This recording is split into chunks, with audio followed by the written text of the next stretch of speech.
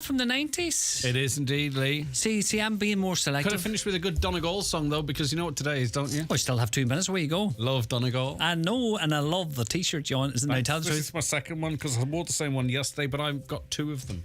Do you? I'm one of the very few people, thanks to the crew at Donegal County Council as well, I'm one of very few people that have 2 of these shirts. You're just bragging now that you got a free T-shirt and I didn't. Well, it's nothing's for free, Lee. You could give me the second one and I'll wash it. It'd be too wee for you. Come here. What do you love about Donegal? I love the mountains. Love the mountains. Love mountains. Love the fresh air. People are nice. What's your favourite part of Donegal? Because what we're going to do is actually, if you want to text in now, you can 086 60 25,000. Because it's all part of hashtag Love Donegal Day. Tell us what you love about Donegal, whether it's the people or what about them, or if it's the area or particular part. And we have, Lee, a mug and a shirt, Highland mug, 9 till noon show shirt. So text in, by the way. Lovely. And we're not going to pick which one's best. We'll just put all the names in a hat and draw them out. Good. I got a couple of pictures in this morning. But back to your question about... I used to play a lot of music down Gidor and Falcara area years ago as the Gooch Brothers, right? And I haven't been down for years. And me and Lee went down to buy a second-hand front door probably about 6 months ago. And I just love being down there. And I took Lee around all the little pubs that we played and stuff, and we called into calls, me and Lara. And it's no longer a pub, it's a lovely restaurant down there. We were in there and I met the owners that I hadn't seen for years and that, and I was just meeting up with the people again and just the area, and it was just lovely. And it was a lovely day, and went down to the pier and all of that. It was just nice, you know. The thing about Donegal too is, you see, you can go to different parts and it's very different. So in a show in Dunlow, correct, Ironmore, in and around Fanad, Donegal Town, I was chatting to all of these places are all kind of different. I was chatting to a guy yesterday, right, a work guy, right. Maria O'Donnell on Facebook says, "Good morning, Greg and Highland Radio. Up Donegal, you can't beat the best county in Ireland, God's land." Yes, right. God's country. Marie, you're in for the draw. But you know, the accents as well change so much. I was chatting to a guy yesterday, and I was chatting, and I says, he says, he knew me from the radio, whatever, knew the voice or whatever. And then I says, "You're from Falcara?" And he says, "How do you know that?" And I says, "Well, sure know by the accents." And I says, "I used to play," and then I got on the big rant, and I used to play all them pubs in Falcara and stuff. And he was in, you played I was in the Anchor when you were playing in the Anchor bar. And so we had the crack, you know. Wow. You know? Okay, brilliant stuff. All right, Lee, go and enjoy Donegal for today. I'm away with Oisín Kelly for a nice cup of tea. Good luck. And an omelette. Oh, well, I had cornflakes today, so Oisín might have something. That's between you two. Enjoy it. It's lovely for you, isn't it? All right, we're going to continue to work here. It's the 9 till noon show now, and it's still 9 o'clock, and it's over to Michaela Clark for a news update. Good morning, Michaela. Thanks, Greg. Good morning. The Environmental Protection Agency has confirmed it is liaising with Donegal County Council and the Lochs Agency after a major fish kill in Donegal. The EPA says they were informed by Revo Consumer Foods Limited in Killygordon on Tuesday afternoon of an accidental release from the facility to the Crossroads stream, a tributary of the River Finn. Investigations by the EPA and Lochs Agency have been continuing over the past number of days, and samples have been gathered for further analysis. Immediate action needs to be taken to install traffic calming measures at a number of points on the main Derry to Buncrana Road. That's the view of Councillor Jack Murray, who says the area of Churchbrae and Fawn has become an accident black spot. Meanwhile, he's calling for works to be carried out to facilitate the crossing of pedestrians in Tubin close to a national school. Councillor Murray says plans were in place to carry out works in conjunction with the Greenway project. However, he says that needs to be revised in the wake of the development being stalled. It's been said in the past that we would wait on the Greenway before we would do such measures. That's clearly been stalled, so I think the time for waiting is long past. It's too dangerous, and we have to act on this straight away. There's calls for a complete overhaul of Ireland's climate action plans. Advocacy group Friends of the Earth believe it's necessary after a new report by the Clean Air Task Force showed many European countries will miss their climate targets this year. The report urges EU member states to promote investment in clean technologies and renewable energy projects in order to reach 2030 goals. CEO of Friends of the Earth, Oisín Coughlin, says the plans made in 2019 are already out of date. This report's really useful milestone in what happens next. So on the one hand, yes, this is alarming. On the other hand, it's weirdly a normal part of the process, as in it's not surprising that plans made 4 years ago need to be revised, and actually that's the whole process that is happening. There's an EU requirement that all the countries revise them, send them to the European Commission to be checked, and then they'll be adopted by each country later next year. Donegal County Council is being urged to carry out urgent repairs on a bridge in Liscully as local residents live in fear their homes could be flooded if there were to be a repeat of the flooding seen in East Donegal in July. There are serious safety concerns over the Maharaboy Bridge that it could be washed away if there is another flooding event. Nearby landowners have expressed their willingness to allow Donegal County Council access to their land to facilitate works. Councillor Gary Doherty says it's vital the bridge is a top priority for the council. We can't see a repeat of what happened in July, where people's homes are being threatened by floods and indeed are affected by floodwaters coming into their house. That's simply not on, and we have to do what we can to try and prevent that. Weather now mainly dry this morning with bright or sunny spells. Highest temperatures of 15 to 18 degrees. That's all from Highland Radio News for now. We'll be back with news again at 10 o'clock. Until then, good morning.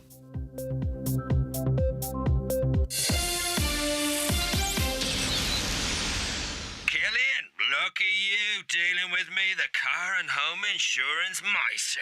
Now listen, Kilser, I got a great deal for you today. Not as good as the deal I got in my new driveway. Why is it this hard to save a bit of money on simple car or home insurance? Well, getting a quote from An Post Insurance is never this hard. For car and home insurance that's a little more human, call 0818 22 2222 or visit onpostinsurance.ie. The driveway's going to win a prize, man. Acceptance criteria, terms, conditions apply. One Direct Ireland Limited trading as An Post Insurance is regulated by the Central Bank of Ireland. One Direct Ireland Limited is a wholly owned subsidiary of An Post. Home insurance underwritten by Aviva Insurance Ireland DAC. Best prices online. The county's #1 talk show, The 9 till Noon Show on Highland Radio. And now, it's time for the talk of the Northwest. The 9 to Noon Show with Greg Hughes on Highland Radio. Hello, good morning to you. You're very welcome along to the 9 till Noon Show here on Highland Radio. It is Love Donegal Day, and we are going to be focusing on that a little bit throughout the programme. Our friend of the show and Highland Radio, of course, Kevin Fury, is out in the west of the county in one of my favourite parts of Donegal. He's going to be joining us after 10. And as I say, we're going to give away a couple of shirts, a couple of 9 till Noon Show mugs. If you want to tell us what you love about Donegal or why you want to visit here, maybe if you're listening, or return here if you're listening from outside the county. How do you get involved in the conversation and to send us the reasons as to why you love Donegal? 086 60 25,000 WhatsApps and texts, 086 60 25,000, or give us a call on 07491 25,000. If you're watching on social media, on our YouTube channel, Highland Radio Ireland, feel free to leave your comments there. It's not about which one is best. It's not a competition as such. We'll just throw all the names into a hat and draw two out, and two lucky winners will win a lovely Highland shirt and a 9 till Noon Show mug. And don't forget, if you are on social media, share your pictures or your stories of Highland Radio, be it on Threads or X or Facebook or wherever you are, and use the hashtag Love Donegal and do your bit, because often, you know, what can we do to try and help each other and help the area? Do your bit to spread the love and the message of Love Donegal. It really is a relatively young initiative, but it has proved hugely successful and hugely beneficial in spreading the word about Donegal. So you can imagine the beautiful scenery that sometimes we take for granted that it's just outside our window. Take a picture of it, put it up on social media, Instagram as well, or wherever it might be. Hashtag Love Donegal. And then you get Love Donegal trending and people all around the world see it. It's simple, but it's really effective. And as I say, we will be talking about that a little later on. But as I say, feel free to send in what you love about the county, maybe even some pictures if you want. I can throw them up for the live stream as well as sharing them on our social medias. It's a busy morning for newspapers, obviously, because it is a Thursday, and we'll start with the Tyrconnell Tribune this morning. The EU's decision to impose new derogation cuts on Ireland from January is seen by many farmers as the first signal that the battle on the Nitrates Directive has already been lost, and at best it can only be construed as the very worst of news. IFA President Tim Cullinan said farmers are of the view that the derogation suits the government agenda as it reduces cow numbers by the back door. As staunch members and defenders of the EU mandate, the Irish government might, if they had any balls, follow the Germans, who've decided to block the final approval of EU legislation to ban the sale of all except electric cars from 2035. All Germany wants is to protect their precious car industry and stuff everyone else. So that's, in other words, another derogation. An example that the Germans are using theirs in relation to cars, so why should we be ashamed of ours in relation to the rearing of cattle? The Finn Valley Voice this morning.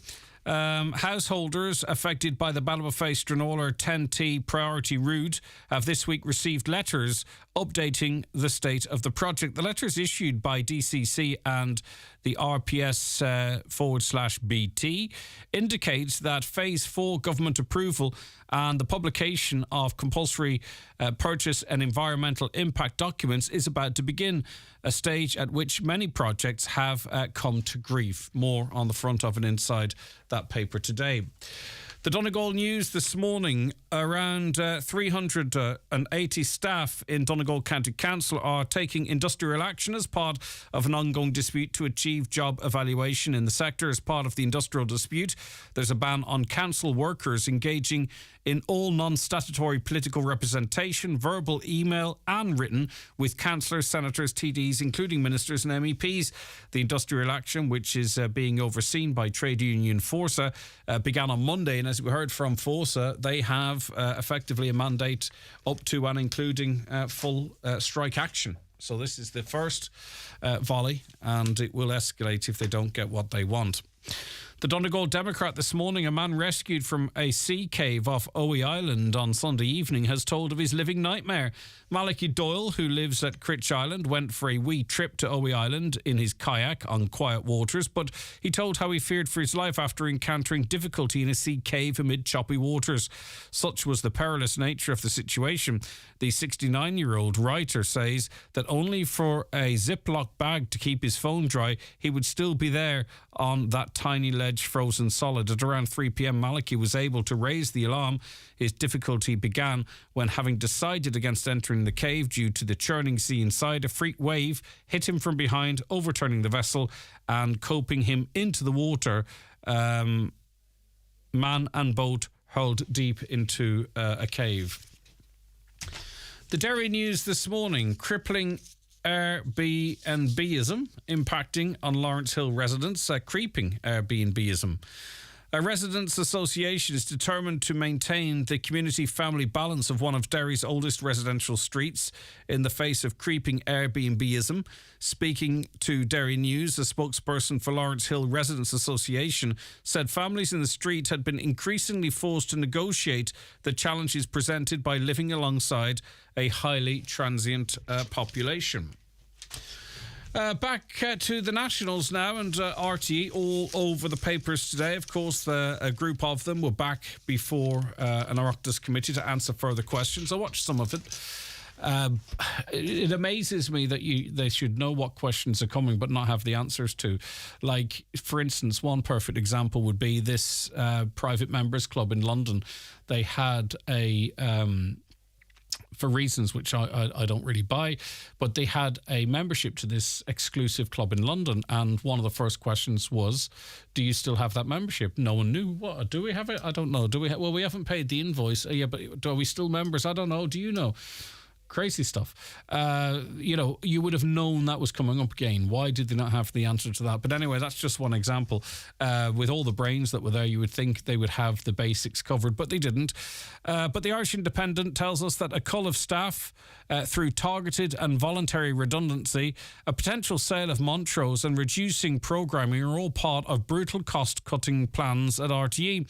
Workers at the national broadcaster have been put on alert about a wide range of slimming down of the organisation, including a potential sale of assets and less investment in digital. The sale of 2FMs is also... the sale of 2FM is also expected to be put into the equation, according to senior sources at the station, desperately seeking to restructure and raise funding. I don't think the public, in withholding their licence fee, necessarily want regular workers on, 25, 30, whatever they're on, to be sacked or what have you, or to be let go. I think what the public want, they want to see those who are making an absolute mint whilst preaching to us to get reasonable wages and for other measures to be taken.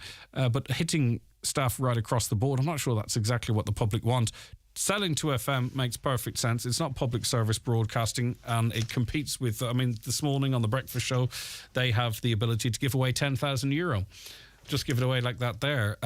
If they want to, through competitions, they're very well resourced to compete with iRadio, FM 104 and all the rest. That's not really fair. RTE, perhaps you can argue more strongly, has a public service remit. To FM it doesn't. It's a commercial radio station in a commercial market and really doesn't need our taxpayers' money going to €10,000 competitions, I would argue. But anyway, the sale or part of all of RTE's Montrose campus, worth an estimated $500 million, is now flagged, and valuations are currently being conducted on the site. RTE bosses have to come up with a plan of cutbacks in the next month to avail of a bailout in the budget and get reform of the licence fee. And again, don't send Keith Duffy over to get his to look at people getting their teeth done in Turkey. Spend that on the iPlayer. You know what I mean? Buy in that programme from ITV2. It's nonsense anyway. That's just a little simple thing that perhaps they could do, that the public might go, all right, okay, maybe I might consider paying my licence again. The national broadcaster's already looking for 35 million and projecting a further 21 million shortfall from people not paying their television licence. The government will not be giving RTE the full amount requested. So what would you like to see? And we can't just say, we'll scrap it or get rid of it, but what would be a good first step for RTE where you might consider, if you would consider, so we're talking hypothetically here, paying your TV licence again, like what would be enough? What is the thing that bothers you the most that you would like to see changed, or that you might say, right, well, if you're doing that, I can meet you halfway. Please let us know. 086 60 25,000 WhatsApp and text, or call us on 07491 25,000. The Irish Times tells us that Garda Commissioner Drew Harris is described as a kick in the teeth and a heavy blow. The vote by rank and file Gardaí to express no confidence in him by a majority of 99%, but he's insisted he'll not resign. He's got the backing of the Justice Minister, he's got the backing of the government, but he doesn't have the backing of regular Gardaí. 99%, effectively all Gardaí, have no faith in their boss. It's hard to believe that can be ignored, isn't it? We're going to be speaking to the GRA a little later on, but it is hard to believe how someone can continue on in their position, and I'm not suggesting you should go or not, but how could you continue on in that position when 99% of the people that work under you have no faith in you? Well, he believed the vote by members of the Garda Representative Association was deliberately personalised. Minister for Justice Helen McEntee echoed that view, saying Mr Harris had her and the government's full support. She said the GRA must now get back around the table for talks on new Garda rosters, but said the rostering row was an internal Garda matter that she could not intervene in. The policing authority, which recruits senior Gardaí officers and is the force's main watchdog agency, also issued a statement of full and unwavering confidence in Mr Harris. The leadership team of the Garda, which is comprised of its most senior officers and civilian managers, issued a statement to all Gardaí members saying it had full confidence in Mr Harris. On to the Irish Daily Mail now, and motorists could face additional penalties for speeding through at-risk zones, such as for roadworks and schools, a new report to the government has outlined. The report, which sets out the proposed speed limits, was published yesterday. Among a range of proposals, the report said higher penalties should apply for at-risk routes, such as for roadworks, schools and shared-use zones. A spokesperson for the government confirmed that it intends to seek legislation passed to reduce speed limits by the end of March next year, after which work would commence with local authorities to implement the reduced speeds. Now, as I say, not all roads will have their speeds reduced. The good roads presumably will retain their current speed limits. But the report said that its recommendation should be implemented within 2 years. So you could see tougher penalties in certain areas. On to the Irish Farmers Journal now, and the agri-climate Rural Environment Scheme will reopen for new applications in mid-October. However, the exact number of farmers to be accepted will depend on the government's purse strings. Minister for Agriculture Charlie McConalogue does not yet know what budget he'll have to cater for farmers applying to the scheme. That's something that will be part of them in the mix now in terms of engagement with Minister for Public Expenditure Pascal Donoghue. McConalogue said ahead of crunch talks about budget 2024. Mary Lou McDonald has been going through a medical situation which required an operation, and she released a video on social media to say she's back at work as leader of Sinn Féin, this after a summer operation. The Dublin TD, who boxes in her spare time, is fighting fit and has posted a video on Twitter to announce her comeback. In the video, she prioritises housing as the one area where Sinn Féin will concentrate on if the people elect them to lead after the next general election. Miss McDonald warned Fianna Fáil and Fine Gael that Sinn Féin are now ready to lead. She said, as some of you know, I had an operation in June and I've been recovering over the last number of weeks. And then she went on to say that she is now fully recovered and was sort of seeking to rally the troops. A bizarre... Well, I'll get to that story in a moment. Firstly, we'll go to the Irish Sun. And the frantic mother of a teenaged girl who went missing on a family trip to Disneyland Paris has declared, I just want her home. Mum, Magdalene Palm, said it's been hell since Amber Victoria vanished on August 7th, telling the paper no one has heard from my baby in a month. The 17-year-old disappeared on the last day of her holiday with mum Magdalene, 39, dad Dennis, 44, and 9-year-old brother Gino. Amber snuck away from Disney's Hotel Santa Fe in France as her family slept at 3 a.m. before meeting a young man at a nearby petrol station. After reporting her missing to French police, CCTV was retrieved showing the girl being driven away from the garage by the man whom I believe she met online, but she's missing now since August 7th, and that family, who are now Irish-based, are up to high dough of fear of their daughter's safety. Now, this is the story that's a wee bit a strange one. The US tourist, as you would know, do you remember it started all the big hoo-ha around Dublin? He was assaulted and severely injured and spent quite a bit of time in hospital. He's on the road to recovery and he's back home. But a GoFundMe page was started and his two sons came over to see how their dad was, to check on him. But anyway, there's a bit of a row about a GoFundMe account that was set up. Assault victim Stephen Termini's son has denied his father's claim that he stole funds raised by him or for him by the public. The US tourist, who has recovered from a brutal attack in Dublin in July, said he hadn't seen a cent of the €120,000 raised by Mike Rizzuto and on the website GoFundMe. Mr. Termetti, who is back in his hometown of Buffalo, New York, said, that GoFundMe my son set up, he stole all that money. He didn't give me any of that money. My heart's broken. He won't answer my calls. He won't call me back. I'm planning to file a complaint of fraud with GoFundMe.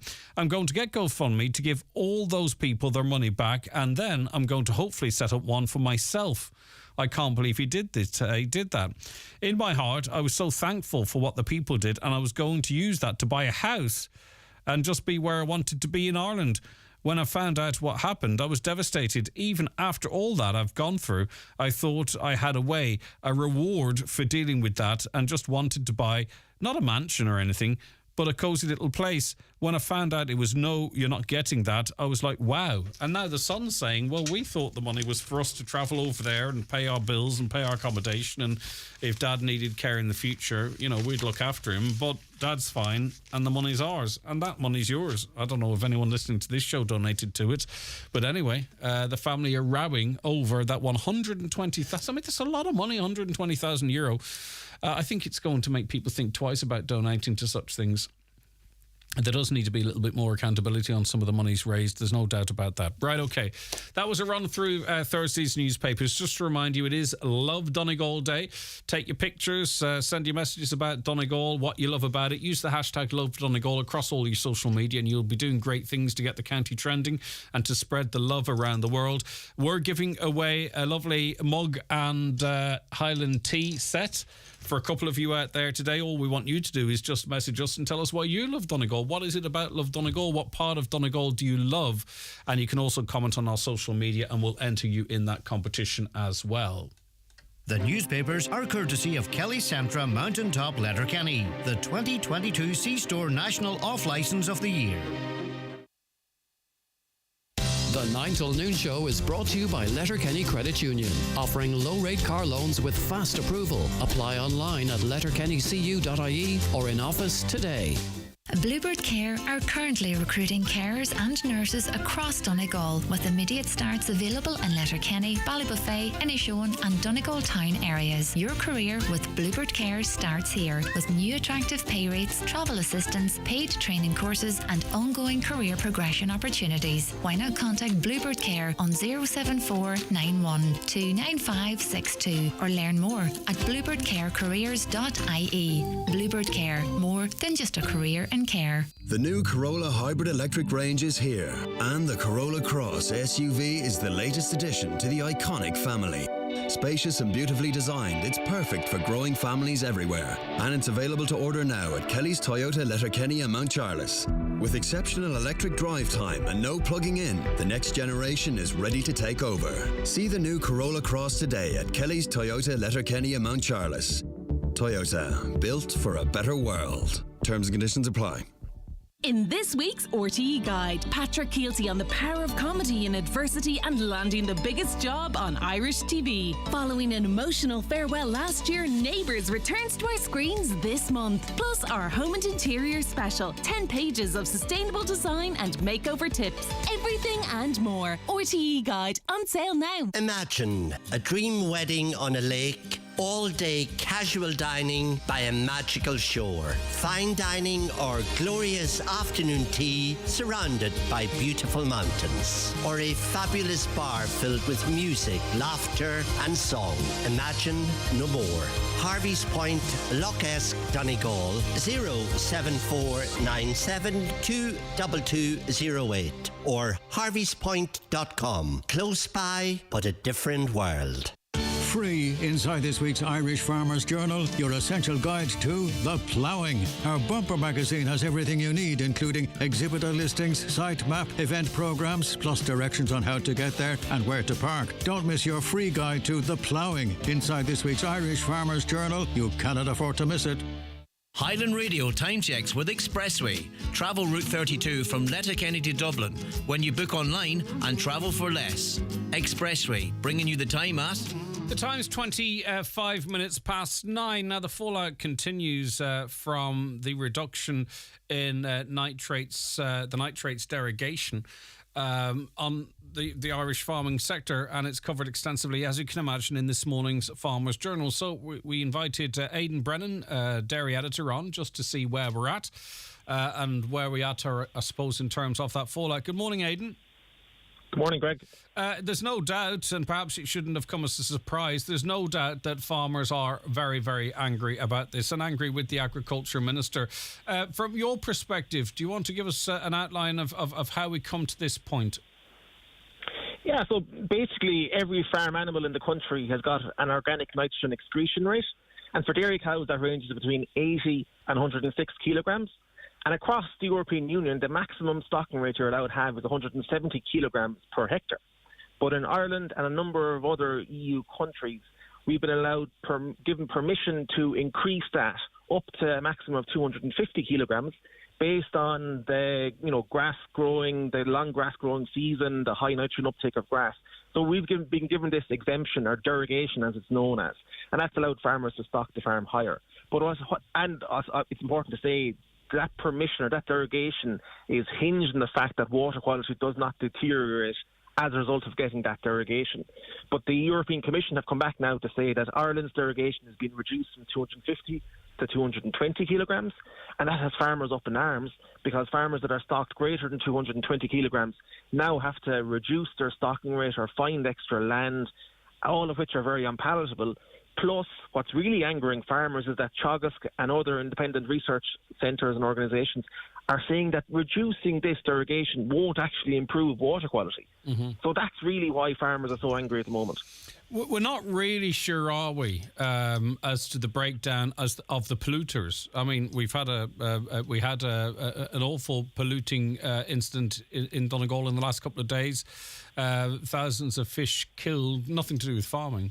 But really, do we have a system of monitoring our water pollution that can sort of distinguish between, I don't know, commercial, maybe state-owned versus agricultural pollution?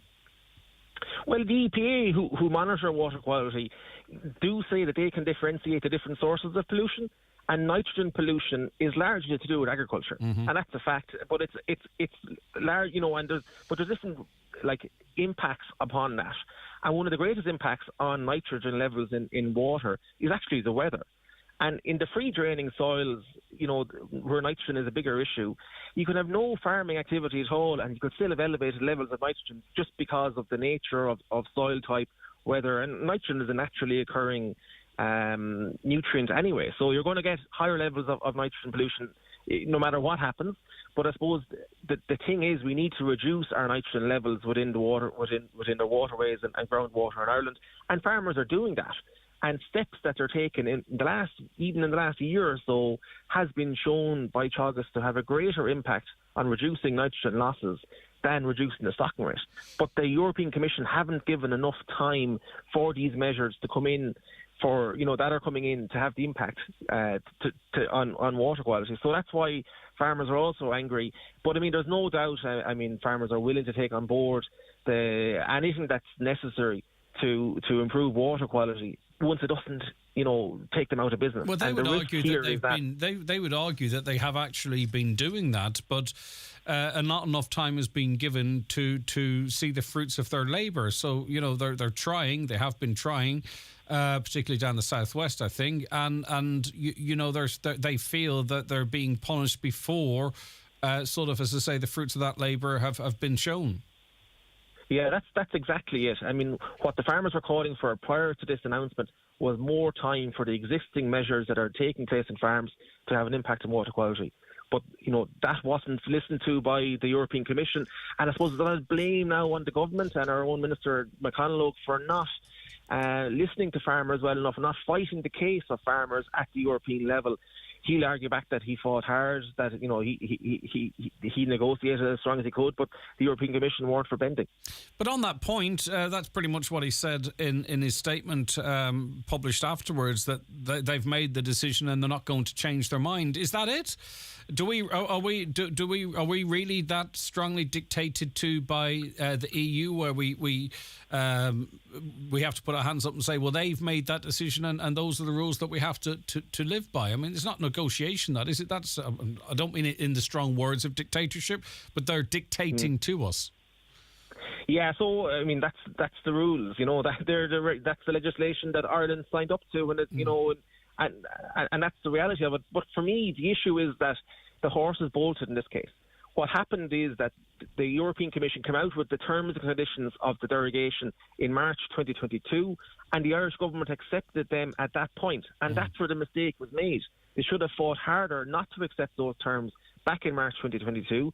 At that stage, the Commission said, if water quality doesn't improve between 2021 and 2022, we're not going to grant you the 250 again, and we're going to bring it back to 220. They accepted that then, and that's really flawed, because you shouldn't compare water quality in 1 year versus the next. Water quality should be compared as a trend over time. The EPA look at water quality over a minimum of 3 years. Yes, we have this huge economic impact on farmers. That's all dependent on just 1 year, and that's why farmers are angry with the government for accepting these, what they would say as flawed terms. So what next? What do you think this means for Minister Charlie McConnell? Because the farming groups, at least the IFA, let's talk about them for certainty, they refused to meet Minister McConnell and then kind of met his boss along with him, which perhaps wasn't a great look. We had the head of the IFA on this programme, and whilst he wouldn't respond directly whether or not he fully supported the minister in his job, if you know what I mean. He says, look, we'll have to work with him. But he had an opportunity to say, yeah, no, we have confidence in him. He didn't say that. He didn't say he didn't have confidence in him either. So what does this mean, do you think, in relation to the relationship between the major farming groups, the farming community and the Minister for Agriculture? Well, it's very poor at the moment. You have to accept that. There was a meeting then last week where the IFA decided that they weren't going to attend. ICMSA did attend that, and there was more issues there. Certainly, there's been a breakdown in a relationship between the Tim Cullinan and the IFA president and Minister McConalogue.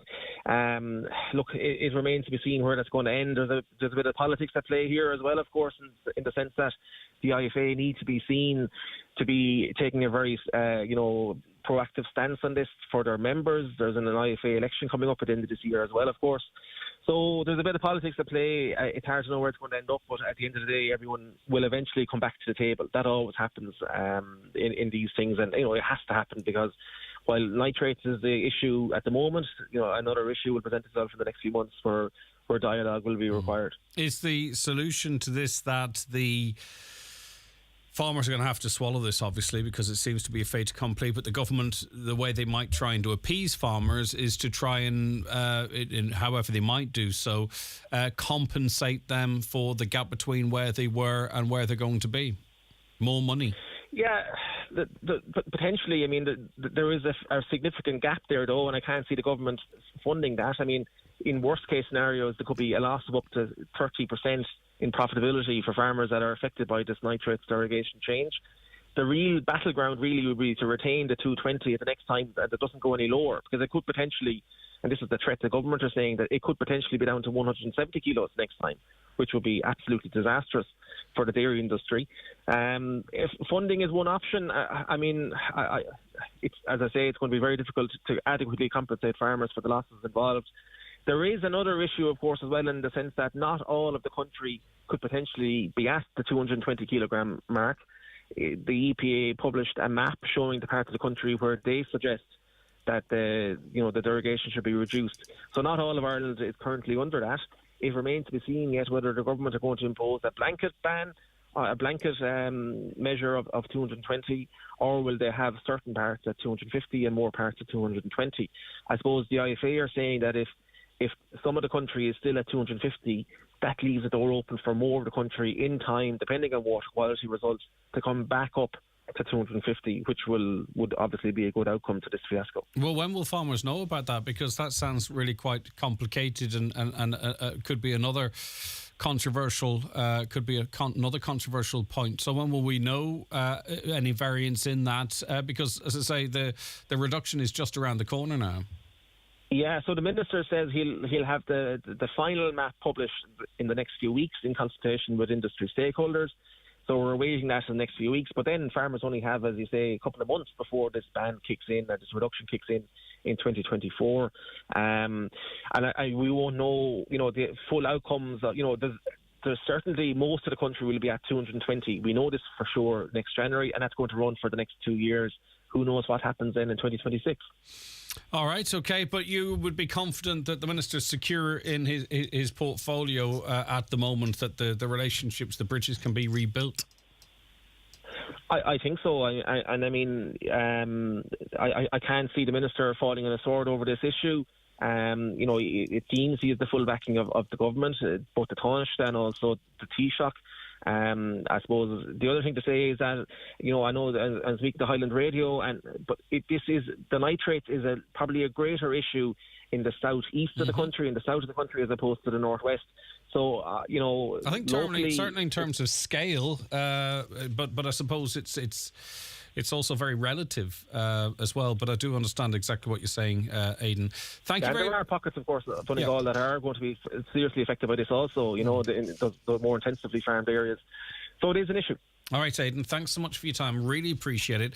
Much more on that and much more besides, of course, on the front of it inside the Farmers Journal, which is out today. That's Aidan Brennan, who is the dairy editor. Now, we were covering the controversy of the gates being put back in situ at on Greenan of Alia, so that people, once they'd made their way up to on Greenan, into the entrance, they couldn't get into it because gates had been installed there. There's a big debate about it. Obviously, it restricts people seeing sunsets and sunrises now, but also there was concerns expressed that people can get in anyway, and what you might see is people dangerously clambering over walls to get in there, and a lot of criticism of the OPW. We got in contact with the OPW for a response from them. So you may or may not be satisfied with what it has to say, but I'll read it for you. It reads as follows. The OPW recognises the importance of Greenan and Alia, not only as a heritage site, but also in its context as a prime tourism asset for Donegal. In keeping with our remit of preservation, protection and presentation of the national monuments in state care, OPW provides public access balanced with the requirement to ensure the protection of the monument. The site on which Greenan of Alia is located is in state ownership. The car park and adjacent enclosed ground is not in state ownership and has been maintained by Donegal County Council since it was opened in 1955. Supervision by a caretaker during the hours the Greenan of Alia is open, supplemented with security assistance, is essential to both safeguarding the monument and ensuring the safety of visitors and OPW staff. The closing of the barrier at the foot of the access lane outside opening hours has been effective in reducing antisocial behaviour at and damage to the monument. This action is dependent on a security company attending the site at the closing of the barrier every day. So this is the barrier at the foot of access. So this is down at the car park, right? Or down just before you access up.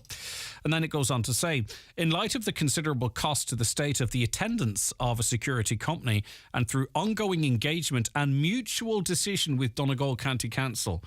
So a lot of talk has been about, well, what's the OPW doing? Why is the OPW doing this? Apparently, they've made a mutual decision with Donegal County Council in regard to on Greenan. It was decided to trial the 24-hour opening of the barrier. Okay.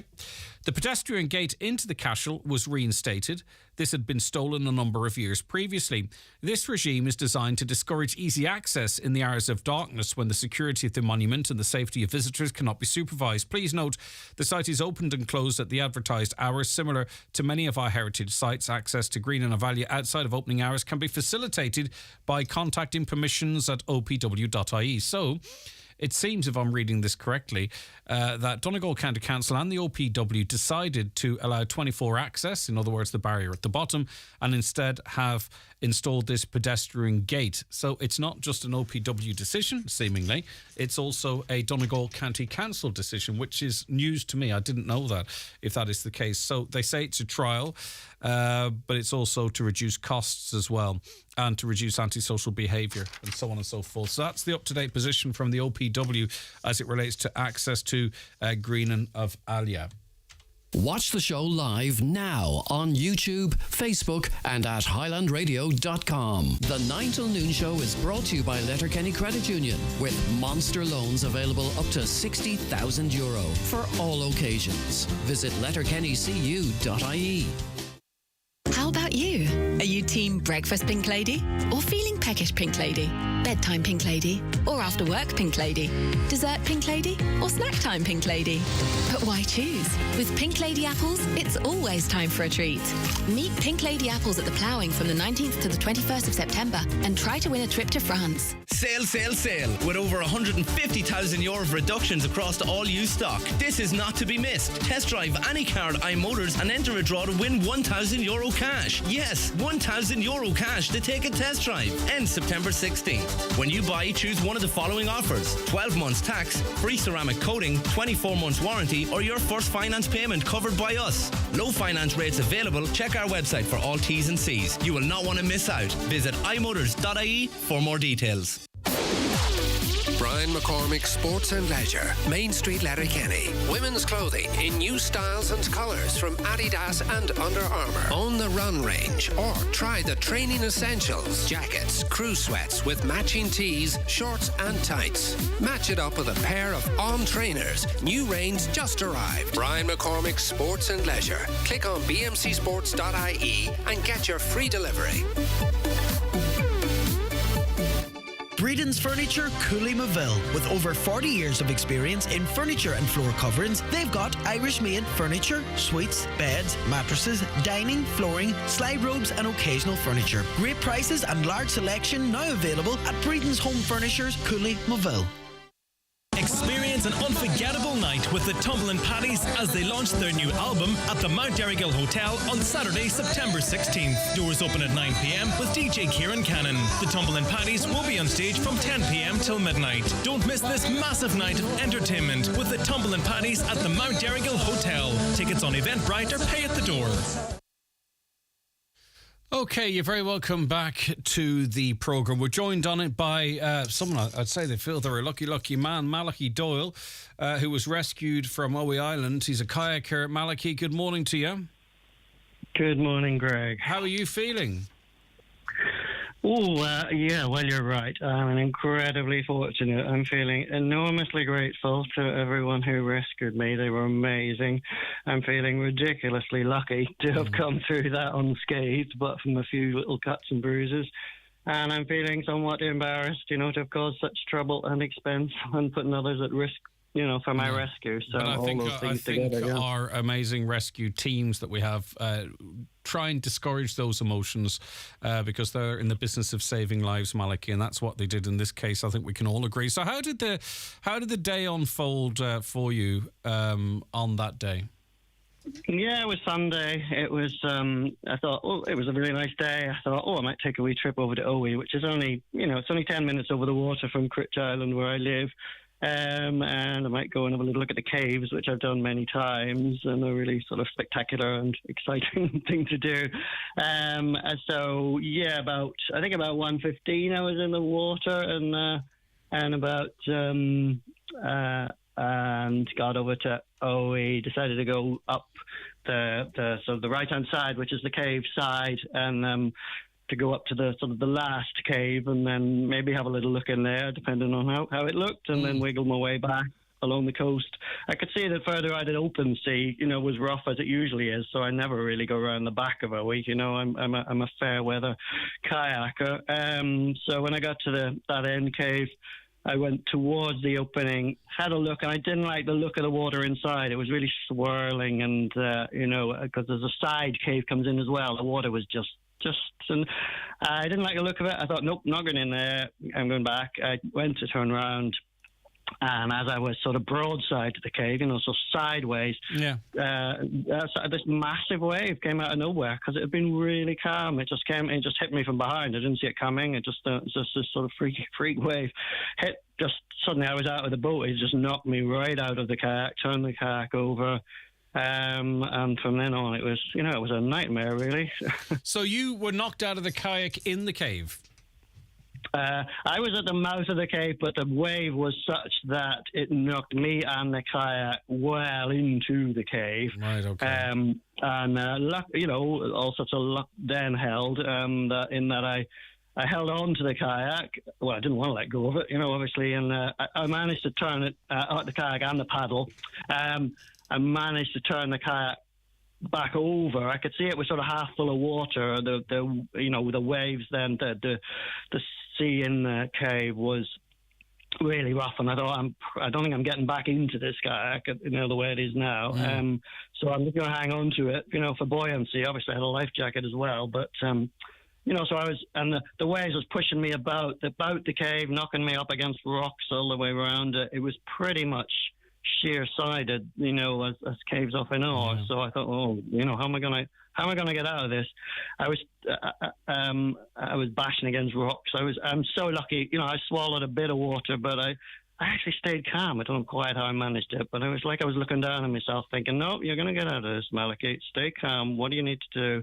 And But I presume in holding the kayak to you, it left you more vulnerable to the aggression of the sea in terms of, it's going to be like the inside of a washing machine in that cave at this point. You've got one hand or both hands on the kayak. It's obviously going to be more affected by the swell and the waves and the rush than you are. Did there come a point where you had to, cut it loose? Well, you're right. Yeah, I was thinking, do I let go and do I swim for it? Because after a while, I spotted one part of the cave where there was a big rock sticking up and a ledge, sort of a ledge above it. And I thought, that's where I need to get to. I was scared to let go of the kayak, because I thought I'm going to need this kayak and it's floating, so I want to float with it. And I thought, what I really hope, and the waves were knocking me one side and the other side across this very big open-mouthed cave. It's a big cave.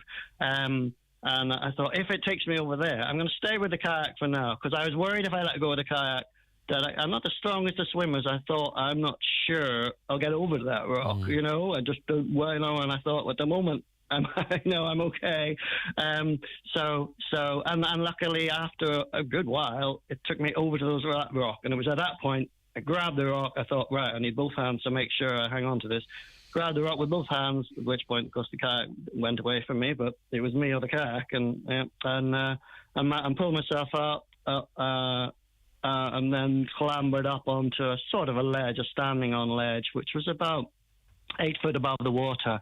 It didn't stay 8 foot above the water because, the tide was still coming up and the waves got worse and worse and worse. So at this point now, Malachi, if you, say, for instance, had your mobile phone in a pocket or just sitting in a kayak with you, and with everything that's happened right now, you're on a ledge in a cave on this island. Realistically, your chances of recovery at that point would be really slim, because God knows if the kayak made it out of the cave, where it might end up, who's to say? So it's at this point really the critical part of this story, in that you had your phone around your neck, and I've one of these as well, and they are absolutely fantastic, around your neck in a waterproof bag. That's right. That I think that really is the pivotal part of this entire story, other than the great bravery of those that rescued you. But without that, you wouldn't even want to think what the consequences of this could have been. Absolutely. That's what saved me. I had fully charged it before I went out. I had it around my neck. Having been 20, 30 minutes in the water, I still wasn't totally sure. I've never tried it underwater. I got out and I thought, oh yeah, I've got my phone. Here it is. I turned it on. And it came on. It looked pretty blotchy, and I thought, oh, I hope this works.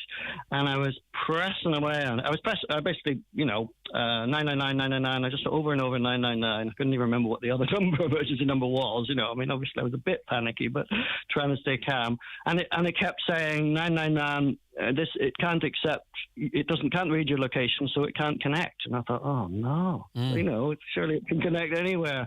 But I thought, well, don't give up. And I was just pressing sort of almost everything that came up on my phone in the hope that I'd get something. And then I heard a woman's voice, and I said, she said fire, because I'd obviously pressed fire, and she says the fire service or something, and I just said, I'm in trouble. I'm in a cave off Owie. I've come out of my kayak. I've fallen out of my kayak. I've been in the water. I'm up on the ledge. I'm very cold, and I need rescue. Yeah, and it's an important thing to remember too with mobile phones. In the case of an emergency, it doesn't matter what network you're on. It'll an emergency call will connect to whichever network is available. At that point, how long had you been in wet clothes on this ledge, Malachi, trying to dial 999? I mean, how long at this point had you been in that situation? Oh, I'd probably been on the ledge, I don't know, 15 or 20 minutes maybe, so not very long there. But long enough to know what it might have been like if you were there for another 8 or 10 hours, I would imagine. Oh, well, I ended up there another nearly 4 hours anyway. Right. I got very, very cold, very shivery, because it took, that long for them to locate me and then to be able to come in, because the sea got so much rougher that they couldn't bring a boat in, even once they knew where I was for a long time. They had to wait for the tide to turn. So, but yeah, having made that call, it was just sitting there thinking, I really hope that was a real person and that they understood and that they'll pass the message on. I'm just thinking, I don't want to spend a night here. I understand. I know about hypothermia. I know I'm cold. I'm not in a wetsuit. Another mistake. I was in my shorts. I was very cold. I was shivering. And I was thinking I was thinking, I'm totally reliant on this message. And it's kind of nobody knew I was out there. For sure, Malik, and it's kind of a complicated rescue because obviously, the boat can't go in just to assess you and just sail in, take you out. The helicopter, of course, can come to the scene, and I can only imagine what it was like when you heard that going. So it's still complicated. They have to figure out how to get you out there and locate you, and that's where a bit of modern technology came into things. They sent a drone in. Is that right? That was brilliant. Yeah. So about an hour from that phone call, as I say, really thinking, I'm totally reliant on that having worked. About an hour later, I heard the chopper, and I thought, yes. I had this massive noise above me, and I thought, yes, the rescue's on. And I knew the chopper wouldn't see me because, I was totally invisible inside a cave, and the kayak was just going round and round below me in the water. If it had floated out, it would have been easier to see where I was, But I knew if the chopper was around, that the Coast Guard, the lifeboat, Aaron Moore would be on the case, and that eventually, I was very confident eventually they would get to me. I could tell already that the sea had got so much rougher that they were going to have massive trouble getting the boat into me until it calmed down. So I knew I was in for a bit of a long haul, but I was pretty calm once I heard the chopper, and it was another hour then actually before I heard a loudhailer, because they were searching all over the place. Even though I'd said, there was no sign of me on Owie, and they had nobody gone in the cave because they couldn't. And I'm not sure. Maybe the word cave didn't come through to them. I'm not sure, but they were all over. The chopper was flying everywhere. everybody in Donegal knew it was out, and the boats were all over the place. Bunbeg was out, Mulroy was out. Aaron Moore was out there. It was incredible. And Rescue 118. It was incredible. The brilliant service. That they all put together. They do amazing work. So eventually, the conditions settled to a point where one of the smaller boats could come in.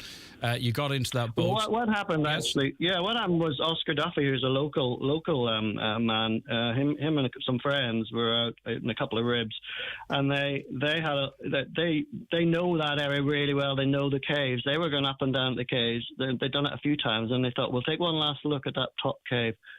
They put the loudhailer on, and I heard the loudhailer. I didn't hear what it said, but I heard it, and I just yelled. Yes, like that, really loud over and over to make sure they heard me. And that was it. They went and then told the RNLI the boat was coming back from Gola, I think, at that point. And they said, he's in here. And then took another hour and a half or something before sea conditions were enough that Aaron Moore could put in what they call the little Y boat, a little two-man inflatable.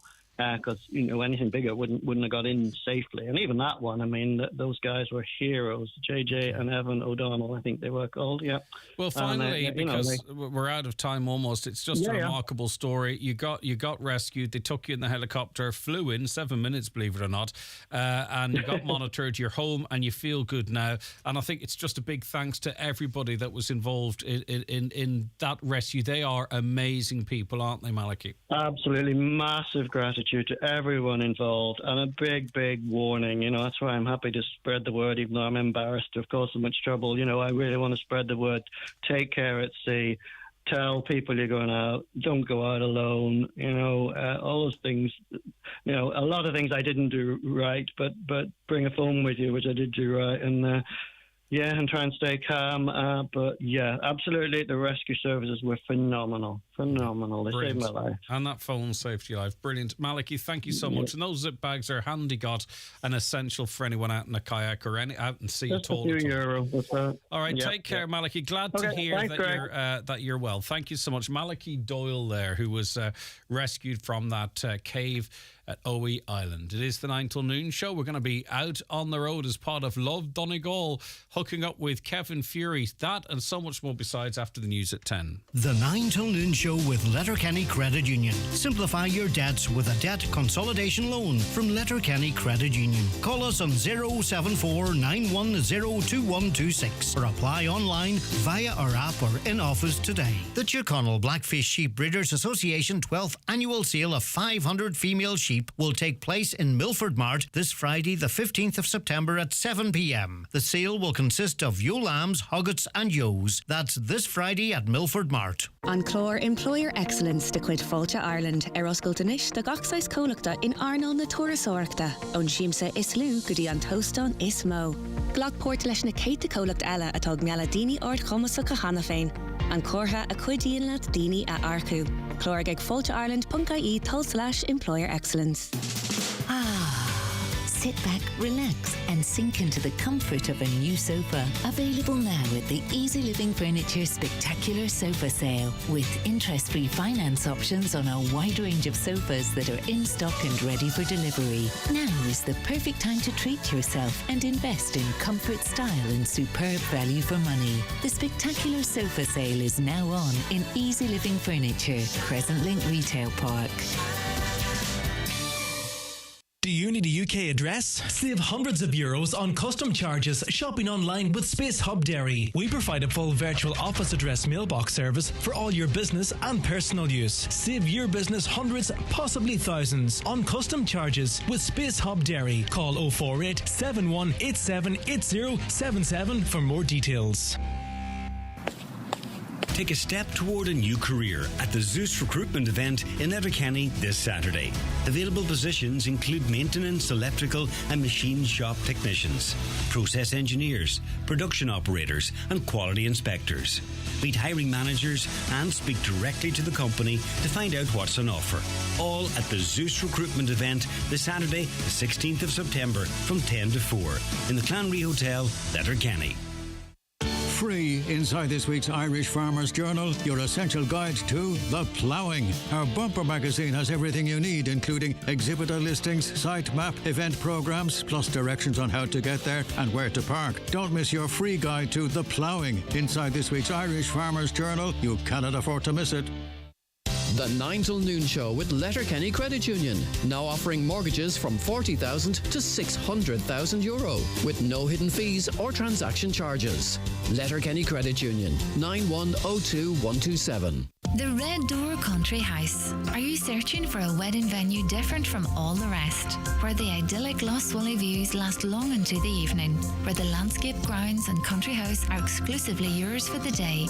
Look no further than multi-award-winning venue, the Red Door Country House in Fawn. Wow your family and friends with the impeccable food, setting and service for up to 160 wedding guests. View thereddoor.ie/weddings for more information or come along to our wedding showcase on Saturday 16th of September from 12 to 3 p.m.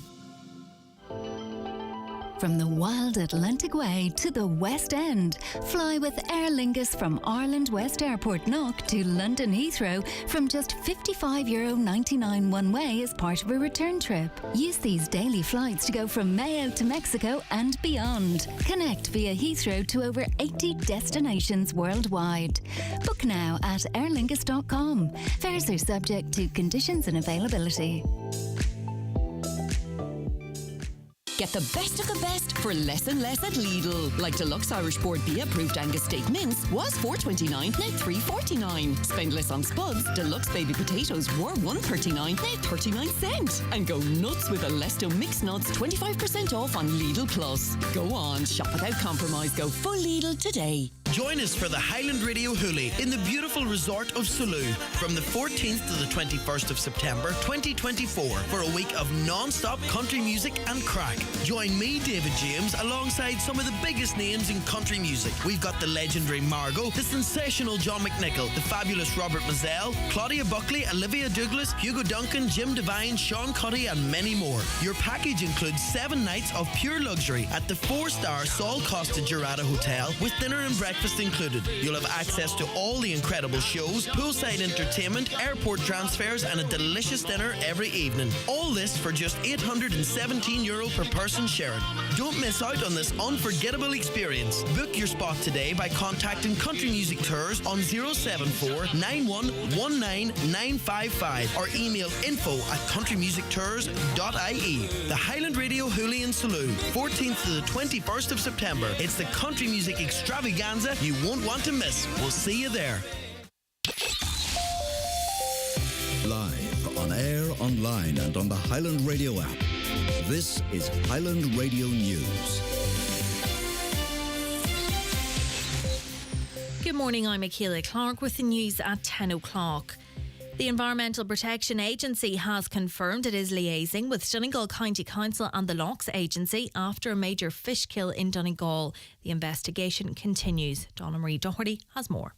The EPA says they were informed by Revo Consumer Foods Limited in Killygordon, an EP licensed facility, on Tuesday afternoon of an accidental release from the facility to the Crossroads stream, a tributary of the River Finn. EPA staff from the Office of Environmental Enforcement attended the site yesterday to investigate the incident and to identify what corrective actions need to be taken. The EPA also liaised with Donegal County Council and the Lochs Agency to assess the impact of the incident on the receiving environment. Samples have been taken for further analysis at the EPA laboratories. EPA staff from the Office of Environmental Enforcement and the Lochs Agency continue to investigate the cause of the incident. Immediate action needs to be taken to install traffic calming measures at a number of points on the main Derry to Buncrana Road. That's the view of Councillor Jack Murray, who says the area of Churchbrae and Fawn has become an accident black spot. Meanwhile, he is calling for works to be carried out to facilitate the crossing of pedestrians at Tubin, close to a national school. Councillor Murray says plans were in place to carry out works in conjunction with the Greenway project. However, he says that needs to be revised in the wake of the development being stalled. It's been said in the past that we would wait on the Greenway before we would do such measures. That's clearly been stalled, so I think the time for waiting is long past. It's too dangerous and we have to act on this straight away. There's calls for a complete overhaul of Ireland's climate action plans. Advocacy group Friends of the Earth believe it's necessary after a new report by the Clean Air Task Force showed many European countries will miss their climate targets this year. The report urges EU member states to promote investment in clean technologies and renewable energy projects in order to reach 2030 goals.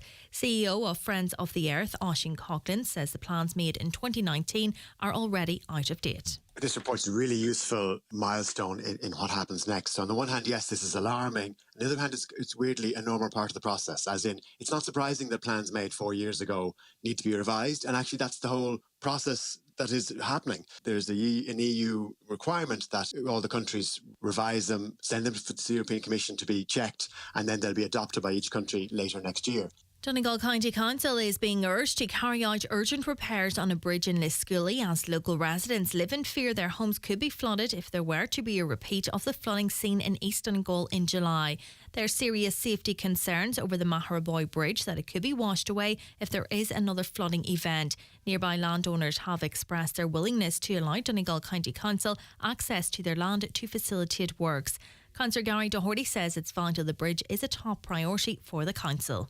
I have asked Donegal County Council to make this a priority, that upgrading works are done to that bridge to make it safe for the people who live in the area and also to prevent any further instances of flooding in the area, because, look, we can't see a repeat of what happened in July where people's homes are being threatened by floods and indeed are affected by floodwaters coming into their house. That's simply not on, and we have to do what we can to try and prevent that. A man rescued after being thrown from his kayak in a cave near Oe Island says he feels immensely grateful to everyone who helped him. A major search and rescue operation was launched on Sunday involving the Ornelai Fire Service, Ambulance Service, Gardaí and local boats. Malachy Doyle managed to position himself on a ledge within the cave while awaiting the arrival of the emergency and rescue services. He told today's 9 till noon show that having his phone secured in a Ziploc bag saved him. That's what saved me. I had fully charged it before I went out. I had it around my neck. I having been 20, 30 minutes in the water, I still wasn't totally sure. I've never tried it underwater. I just said, I'm in trouble. I'm in a cave off OE, on OE. I've come out of my kayak. I've fallen out of my kayak. I've been in the water. I'm up on a ledge. I'm very cold, and I need rescue. Weather now mainly dry with bright or sunny spells today. Cloud will increase through the afternoon with outbreaks of rain developing by evening. Highest temperatures of 15 to 18 degrees.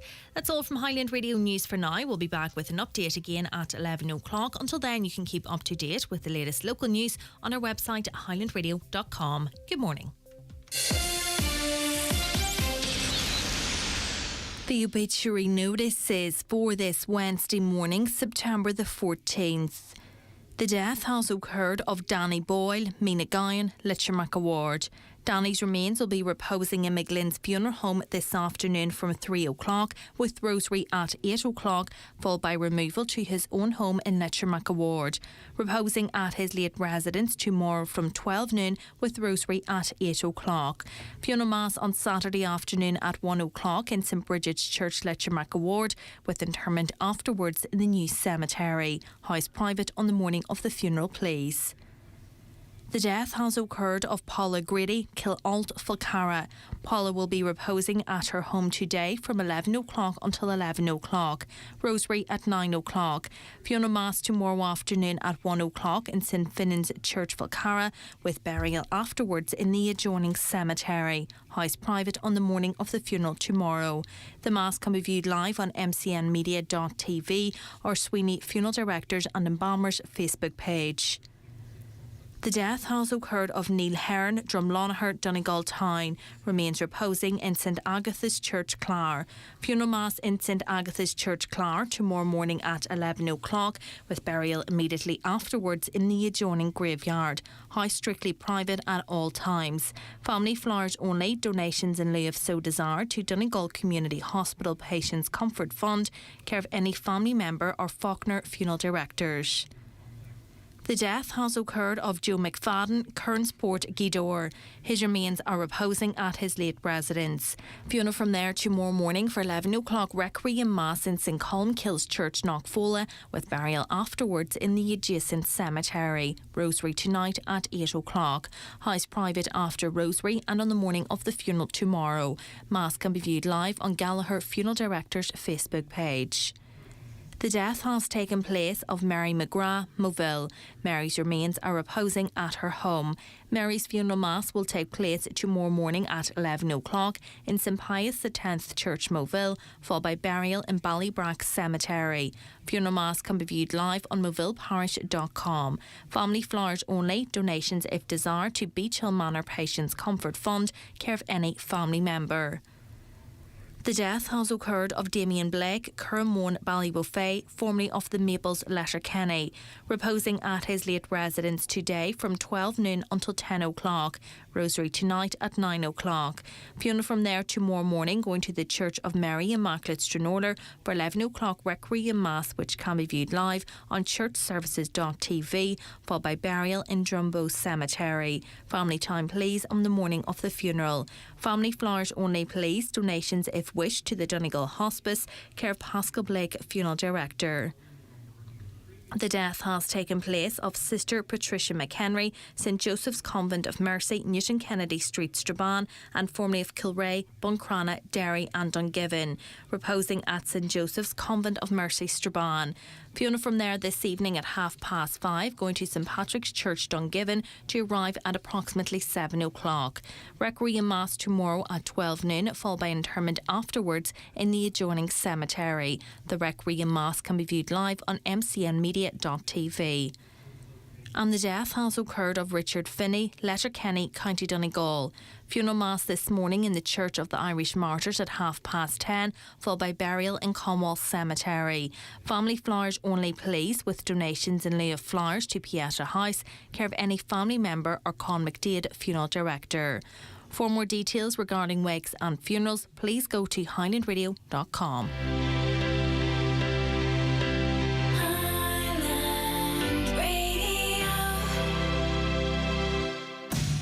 Parents, teaching your kids about money just got a whole lot easier with OnPost MoneyMate, a debit card and app for kids. Teach them savings habits, set them tasks with jobs around the house, send money instantly, and set spending limits with handy parent controls. Plus, kids can also save cash at their local post office. OnPost MoneyMate. It's for kids, for life. Try it free. Download the OnPost Money app today. T's and C's apply. Available for children aged 7 to 15 years. After 3 months, a monthly fee of €2 applies.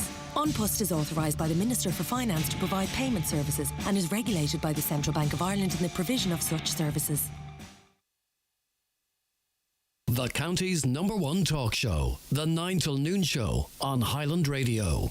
Okay, you're very welcome back to the programme on what is Love Donegal Day. Thank you so much to so many of you messaging in with where and what you love about our beautiful county Donegal. If you're from outside the county, you've visited before, please let us know. We are giving away a lovely Highland Radio tea and a 9 till Noon Show mug, and we're going to be crossing over to beautiful Dunlow shortly.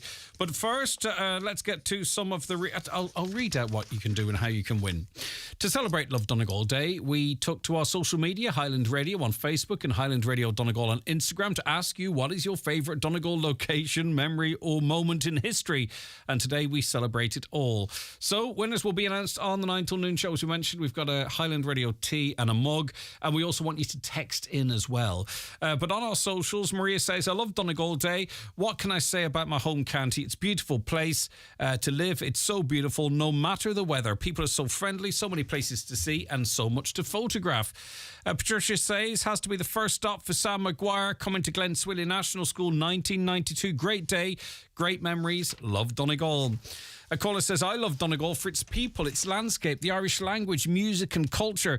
Donegal people are proud of our sporting achievements and are supportive of our local radio stations. We also have a great sense of fairness and will stand with each other to fight our corner when that is needed. And on they come. Keep them coming in. Another caller says, has to be our beautiful island, Aaron Moore. People are friendly, the scenery is breathtaking and the beaches are safe and a great ferry service. Everyone is made welcome, and I can attest to that. Okay, we're going to be crossing to Kevin Fury very shortly as part of Love Donegal Day. Don't forget to keep using hashtag Love Donegal across social media. Back after the bingo numbers. It's time for NCBI Bingo on Highland Radio. It's Thursday, the 14th of September, Jackpot Day. You're playing for the jackpot prize of €20,600 on the pink sheet. The reference number is S4. It's game number 37. The jackpot number is 48. This number can come out in any position from the next 10 numbers drawn. And now, here are your daily numbers. 35, 66, 58, 57, 41, 56, 6, 83, 54, and finally 70. Phone your claim to 9104833 before 8 tonight, leaving your name, contact number and the name of the shop where you purchased your book, and we'll call you back the next working day. Get all your NCBI bingo information at highlandradio.com.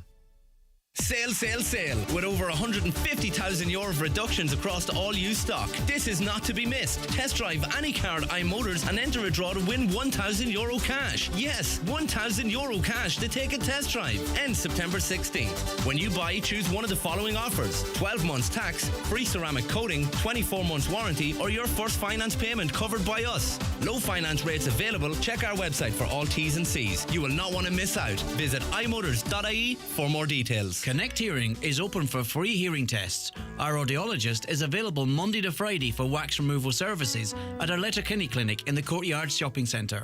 We also offer a home visit for those who aren't able to visit us. Our hearing is our social sense. Are you finding hearing more of a challenge? Call Ursula today on 07491 13296 to make an appointment. Good hearing helps us to connect to our family, friends and loved ones. Connect Hearing, connecting you to life.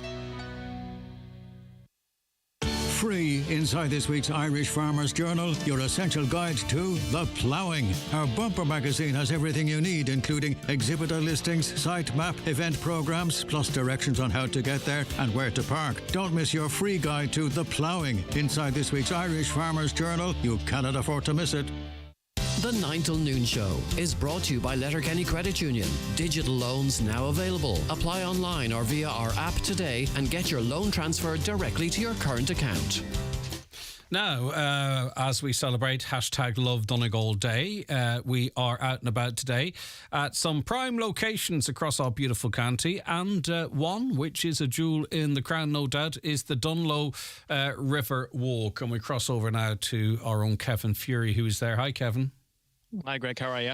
Are you on the left or right as I see you? Because there's two of you on camera there. I think you're on the right. I'm on the right, yeah. Okay, very good. All right, come here. You look like you're in a different world with the weather over there, not just a different part of the county. It looks like the middle of summer.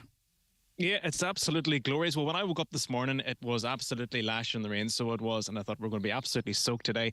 But the sun has come out. I actually wish I brought my sunglasses with me today, because we were trying to take a couple of photographs earlier and just my eyes was closed most of the time just with the sun. But yeah, it's an absolutely glorious day over here. I was just saying to Anya earlier when I was traveling down this morning, just as I was coming over where the Ma's Inn used to be, just the scenery there this morning as the sun was shining was absolutely glorious. It really just shows you when the weather is good how much of a great county we actually have. But we all love Donegal. We don't even need the weather to say it's a great county. All right, so where are you? Tell us a little bit more about Dunlow River Walk. So basically, if you look here, we met this here fella earlier on. This is Store the Troll. Okay, he's originally from Norway. He was looking for a mythical island, and he managed to make his way to Dunlow, and he was transported here, as you can imagine.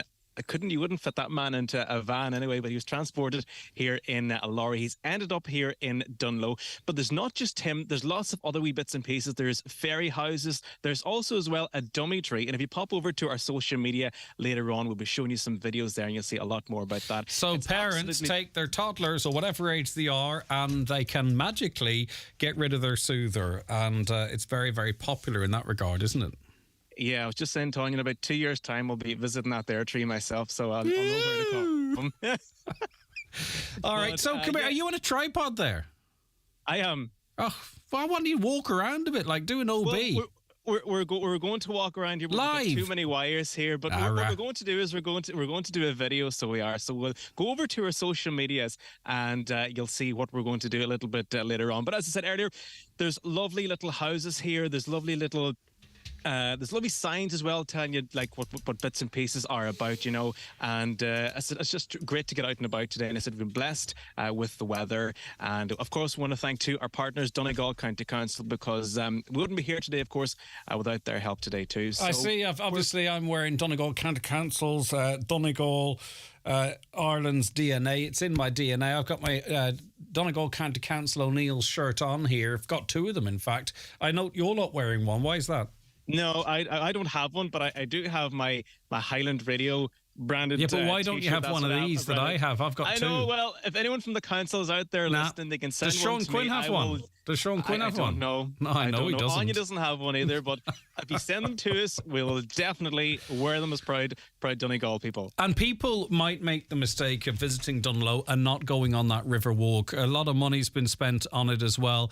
And anyone who I've ever met from that area says you have to do the river walk in Dunlow. It's really turned into one of the most popular attractions around what it already is a beautiful part of the world. And you're only, 5-10 minutes away from Burton Port. Hop on the ferry, go over to another part of the world that people are saying is beautiful, Aaronmore. There's an awful lot to do in the west of the county, Kevin. Yeah, awful lot. Obviously, like yourself, I'm from south of the county, and you have a tendency to kind of maybe go to Letterkenny or maybe go as far as Glenty or something like that there. And you would never, like as I say, when we're traveling on an S adventure, the first thing I have to do get into the car is pop it into the sat-nav, because I don't know where I'm going. I really don't know the geography of the county really, really well. But it really is Beautiful down here today, and this is actually my first time. I'll be honest, I didn't actually even know this place existed. We've only kind of come in here. We just came in and met our friend here, Store the Troll. So I'm really looking forward to going down. There's little wee slipways and different bits and pieces as well. So we're looking forward to seeing more of those. And you can see all of them too, as I said to you earlier, on our social media. Check out our Facebook, Instagram, and also TikTok too, so you won't miss a minute of the action. Yeah, and indeed, and that walk and Store the Troll that you talk of, it's part of a story that you can take yourself on or take your children on to and meander your way through it. As I say, even now it looks beautiful. And look, there's no such thing as bad weather either as we head into autumn, winter. It's just not having the right clothes. So you will be a return visitor, no doubt. Oh, definitely, absolutely. And as I said to you earlier, even if you just, you've never been here before and you just see this, the troll here and you think you haven't a clue what it's about, there's lovely wee signs, which is a great idea, which tells you all about it, tells you all about the history and everything. So everything you see here, you'll not think, oh, what's that? You'll know exactly what everything is. It's really, really brilliant. Everything's well signposted and really, really informative. All right. And is there any seats there at Store the Troll? Can you sit down? Well, you can, yeah. You can sit here on his thumb. Actually, his thumb's that big. You can sit here. Will your cable reach as far as his thumb? It won't, unfortunately. Could you not have done this so that you could walk around? I'd love to see you walk down the path, Kevin. Well, we were going to. That was the plan, but unfortunately, we just. You'd be like Annika Rice on that TV show, just running around Dunlow. We could do it, but I'd have to take off these headphones, and it wouldn't be fit to hear. Go on, do it. Take it off. We do it. Come on, yeah. Just give us 1 sec. Right, and come here. I'll just cut you off and say goodbye. That's fine. So just give us a walk around. Come on, let's go. This is. Oh yes. This is live radio. Look at this. This is outside broadcasting. This here is the sign here, Store the Troll. So it tells you everything about it. It even has it for you in Irish as well too. So if you're a fluent Irish speaker, you'll know. Look at that bridge. That looks beautiful. Look at that bridge. Lovely. Yeah, it's really, really nice. And you can see that's lovely. And everything here as well. The leaves look really, really nice on it too. And you can also see there's also little things here on the trees. You can see here Spring Fairy. Yes. So you've got loads of these here little, and also people that have been here before too have put their names. I think I've seen Amber and I've seen Evine. So there's lots of different names. You're just looking for names now. You're looking for suggestions of names now. You're walking around going, what am I going to call the new baby? So if we scroll, this is the famous dummy tree. Oh, right, cool. I don't know, maybe, do you need to visit here? No, maybe now. no. I have to visit here another wee while. Yeah. So it says it here in this little sign here as well. So it says the dummy tree, boys and girls, do not fear. It's not an ogre that lives here, but a little dummy fairy. Wow. So mums and dads go down there and they take the dummy, the soother or whatever they call it, hanging up on the tree. And that's it then. They don't need it any longer. And I'm actually just realising there's actually some names wrote in these here too. There's cool. Owen. I'm trying to see, is there a after knock one off? Yeah, better put that one Owen, back on. I know, I bet. Not now. May come back looking for it. You can do it afterwards. So if you scroll, come on down here as well too. You can see these are the little houses here that it was on, but there's lots of different shapes and lots of different sizes and colours of different houses. So it looks really, really well. And go on down that other bridge. That other bridge. Let's have a look down there. What's down there? We've got a bit of a I love that stuff. Here. Fantastic. We've another bridge over this here direction, as you can see to my right. And I know I haven't been down here, right? We haven't come this far yet because we says we'll do a video down here later. But you can also see we've got more houses in here. We've also got another hidden one in there. You can just about see the red roof on that one. And there's more houses as well. Right, okay. Brilliant, Kevin. Listen, thank you. Thanks to Anya for being good sports because we got a really good sense of what it's like. And yous are going to hang around there, make a couple of vids, of course, for our social media. And then do you continue your travels then, Kevin? We do. We're going to be heading further north a little bit later on. So we're going to be connecting with John Breslin a little bit later on. We're going to be heading to a lighthouse. I'm not going to tell you where, but we're going to be heading to a lighthouse. Are you afraid of bumping into people? You're going to Fanad Lighthouse. Secrets out of the bag now.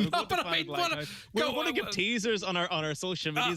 Sorry. Well, no, there's other lighthouses as well, of course. You could be going to St. John's Point.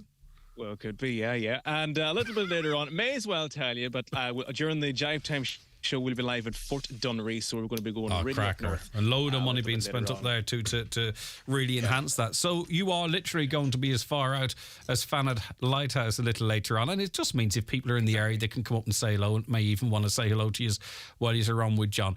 Brilliant stuff. We look Well, that's it. And even just to tell us just why they love Donegal, or what's their favourite thing about Donegal, or even just tell us where they're from and why we should visit their area, because of course that's what it's all about today, is supporting Donegal and showing our love and appreciation for Donegal, and of course using the hashtags Love Donegal and Dunanal Abu as well. Brilliant. And what a brilliant place the Dunlow River Walk is. Kids that can sort of run and run through it. It looks beautiful, but even if you're pushing them in the pram if they're that age, it's just wonderful. So well done to all involved in developing that fantastic facility. Anya on camera, and Kevin as well. Thank you both very much. We look forward to hearing and seeing yous for those that want to log on our socials a little later on. Thanks, guys. Take care. No bother. I must go and put this dummy back in the tree now. Please do. I recognise it. Bye. Okay, that's Kevin and Anya. They're out and about. And as I say, they're heading north to a secret lighthouse a little later on. Some more of the places that you love about Donegal. This is hashtag Love Donegal Day, where if you are on social media, you can share your images, your memories, your videos across all of the social media platforms. Just use the hashtag Love Donegal, and we do this like nobody else in this part of the world, and you can have us trending right across the world.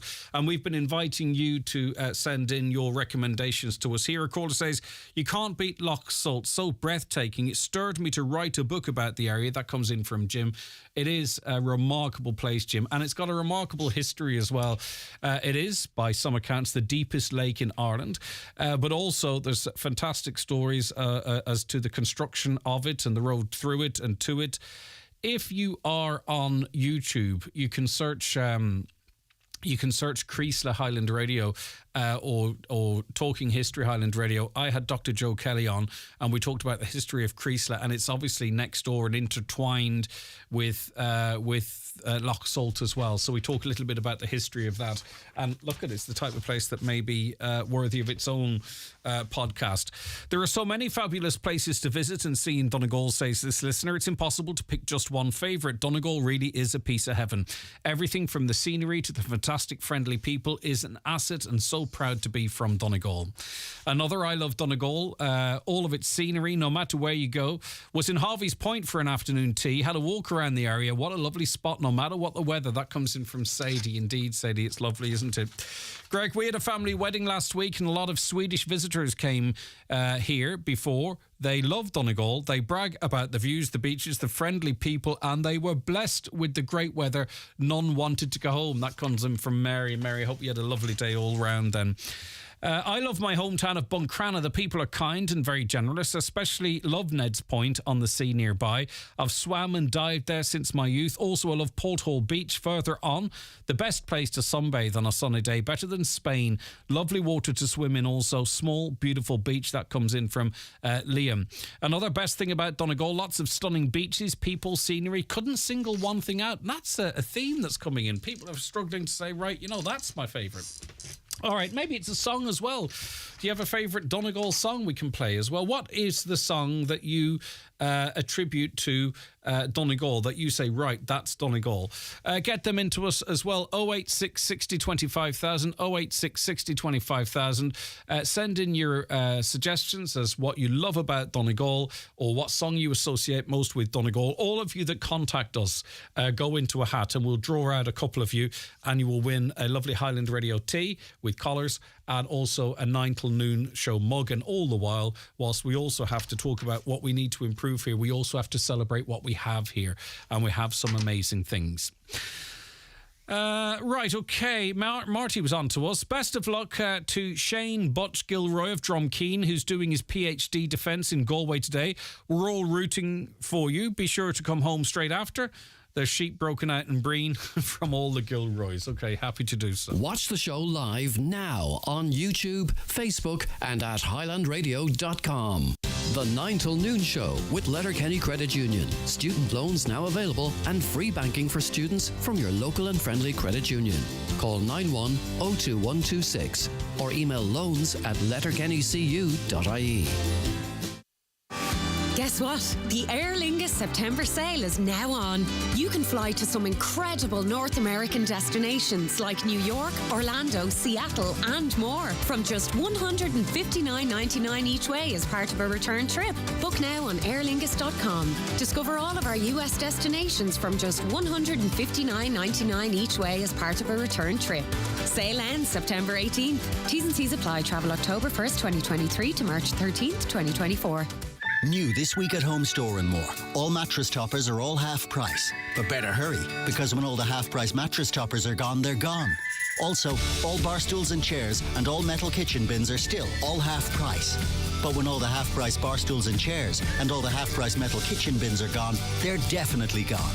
Drop by your local Home Store and More or visit us online at homestoreandmore.ie. New store now open in Frascati Centre, Blackrock, Dublin. Home Store and More. A happy home. Big news. The Centra Big Brand Sale is now on with big savings on the big brands you love. Like Weetabix 24-pack only €3. Selected Robinson's Fruit Shoot 4-pack only €2. And selected Kyo's Crinkle Cut Sharing Crisps only $2.50. So shop smart, feel good. Centra. Live every day. Electric Ireland Superhomes can help you achieve a cosier, healthier and more energy efficient home, and one with less carbon emissions. They look after your home's retrofit from start to finish, including management of SEAI grants. Visit electricirelandsuperhomes.ie and start your journey to a superhome today. Grants offered are provided by the Government of Ireland through the SEAI. Sheridan Security, now introducing Zero Wire Smart Alarm Systems. Zero wire, zero mess, and a real peace of mind. With a simple press of a button, your alarm can be set or unset, or download the free app and control it from your phone. Call us today on 074 912 6025 and get your alarm from €299. Stay local, stay safe, and protect what you value most with Sheridan Security Systems. Now, Garda Commissioner Drew Harris has described as a kick in the teeth and a heavy blow the vote by rank and file Gardaí to express no confidence in him by a majority of, bar the shouting, 99%. But he's insisting he will not resign. He's got the backing of the government, the policing authority, the Justice Minister, and the only people he seemingly at this point doesn't have the backing of, officially, because the votes have been counted, is the Garda Representative Association, which represents rank and file Gardaí out and about on the beat. Garda Brendan O'Connor is president of the GRA and joins us now. Brendan, thank you very much indeed. Good morning, Greg. This is a very strong vote of no confidence in the Commissioner, 99%. Yes, quite overwhelming and quite almost unanimous, and something that they even surprised ourselves. I mean, the feedback we had from our members was that there was a lot of interest in it, and that they felt very strongly, obviously, the very fact that we're taking this vote. But an overwhelming response and a very clear and very defined message there from women and men that provide the policing service in the Republic of Ireland of exactly how they feel about the leadership of the organisation and the direction in which it's going. It does show, though, a difference of opinion. As I mentioned, the policing authority, the Justice Minister, the government, they all are giving him his full backing. Where does that leave us? I suppose it leaves us in a position where we just have to try and find a way forward. But obviously, the establishment is very much backing the Commissioner, which is understandable. But I think the institutions of state, if they choose to, the reason we're at this very difficult situation is because the members that I represent have been ignored, and the representatives have been ignored. So if we continue on this road of denying the reality and putting our heads in the sand and pretending that there isn't serious issues in relation to the organisation delivery of policing, well, it doesn't bode well for the citizens who rely on policing and the service we provided. What would you like to see from this? I mean, is it the GRA's view that now the Commissioner's position is untenable and he should actually consider his position? Is that what you want? Well, we haven't come to that conclusion yet. We have a special delegate conference in 2 weeks' time where our members from across the country will meet, and I've no doubt that will be a topic for discussion. So at this time, we're just trying to digest the result sit back and see what is the response. Our members have spoken very clearly and very loudly, so Official Ireland and the government have to come back and see what is their response. But all the indicators are that perhaps they're going to dismiss the voice of our members. So we just have to meet and strategise and see where we're going to take it from here. But obviously you want him out. I mean, if you polled your members, they voted overwhelmingly that they've got no confidence in him. The logical progression from that is that you want him out. Well, that would be a logical progression, but as I say, we're not at that position yet. So what we should need to see if the situation is to be remedied is, I mean, the Commissioner and the Minister have to try and earn back that confidence. Whether that can be done or not is not for me to surmise, but certainly there has to be a change of mindset and approach. And the GRA are very much a problem-solving organisation. We'll sit down and discuss things. We will try to resolve them and try to come to some sort of resolution to the situation. But closing doors in our face and making statements like that, to say that our members didn't understand what they were being asked is not helpful, and it's very, very condescending and dismissive. And but what were they asked then? Because to be honest with you, maybe I would have thought what they were being asked is, do you want Drew Harris out of his job? And now you're saying, well, that's not what this vote was about. We still have to decide that. So what were the members actually voting on then, just in the interests of fairness to the Commissioner? Just whether they have confidence in his leadership of the organisation and where the Garda Síochána is going and how he manages the force. So as the figurehead of there's only one person, I suppose it would be accused of personalising it, and what we say is we can't but personalise it. It's not about his personality or his character, but it's about the organisation and him as CEO of he's the CEO of Garda Síochána. Our members are very dissatisfied, very disillusioned with how the organisation is being run, the direction which it's going. These are people who have dedicated their life and their careers to policing, and they feel that they're not being listened to, and we see changes and we see the job that we love and being dismantled and changed, and not for the better. So, is it really possible that this could backfire on the GRA? Because there was the greater in numbers. They are the outlier, as I said. Justice Minister fully behind, effectively giving him a vote of confidence. The government the same. The policing authority, which recruits senior Garda officers. The AGSI have not taken any such votes. This leaves kind of the rank and file out on their own.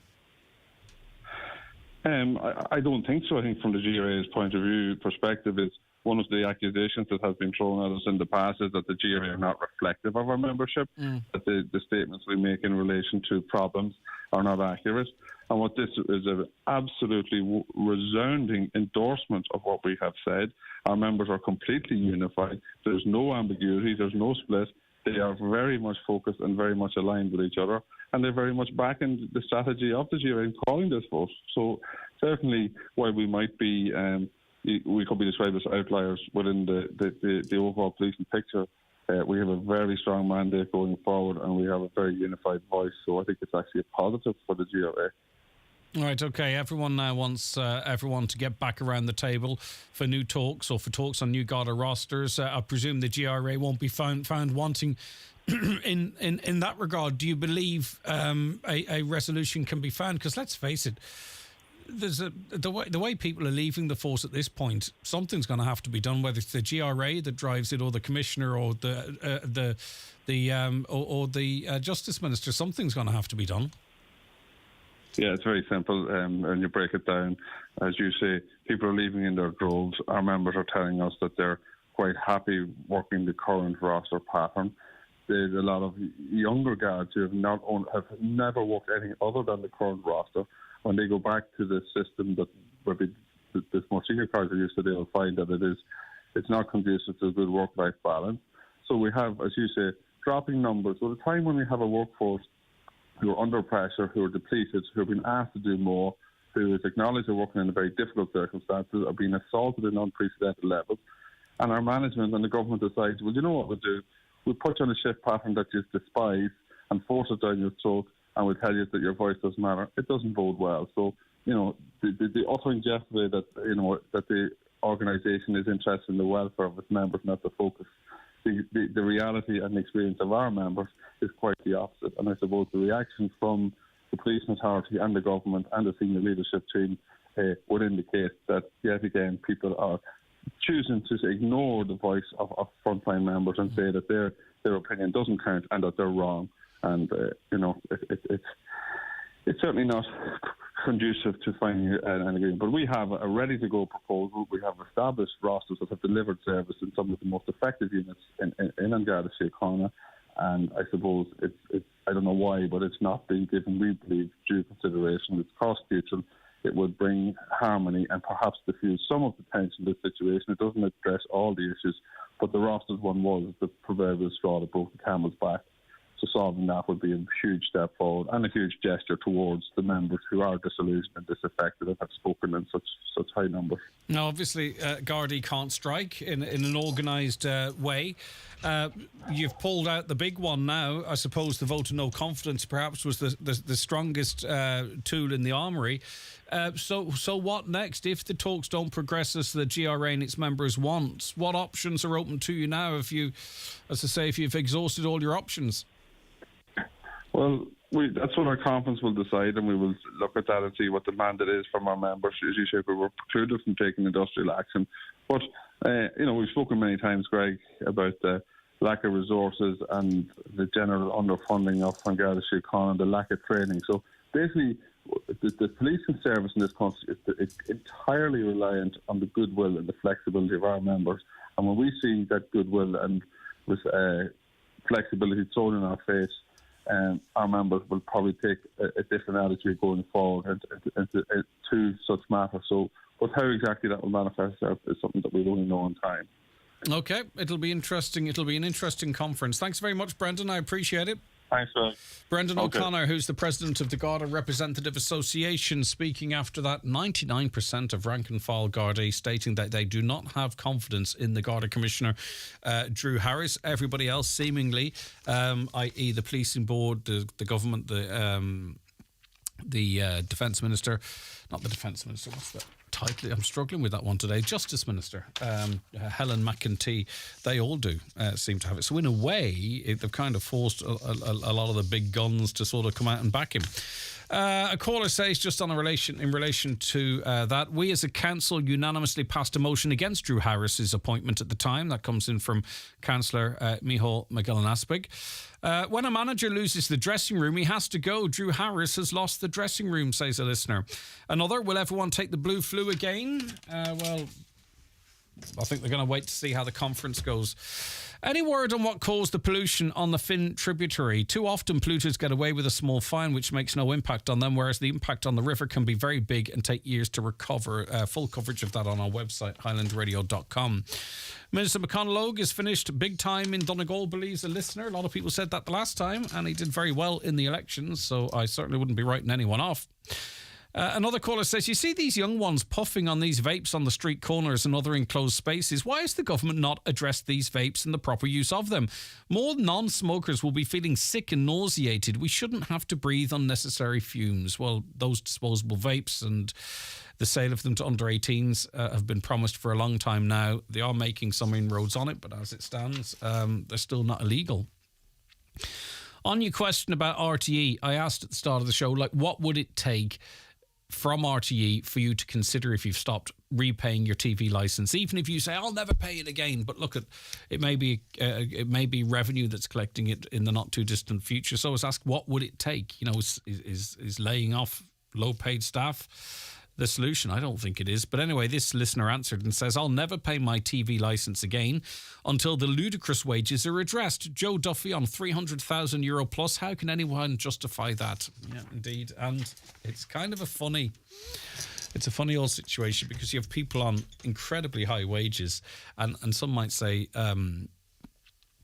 get the listeners off the back of those that are struggling the most, that have the least. Another message on vapes. Greg, please, can the government be clearer in the use of e-cigarettes, vapes indoors and in enclosed spaces? The amount of fumes that's given out of these is just not fair on non-smokers. Environment Health should be in place to smell these smells within bingo halls, etc. Can these people not wait till half time to have their fix? These smells and fumes are causing headaches and sore throats. Is there anybody else out there who feels the same? And how is our young school-going children getting these vapes? They're going into the shop and buying them. They're not illegal at this point. The government have dragged their feet in regulating that area. I'm not sure what the rules are in terms of vaping inside. You will see different levels of enforcement in different areas.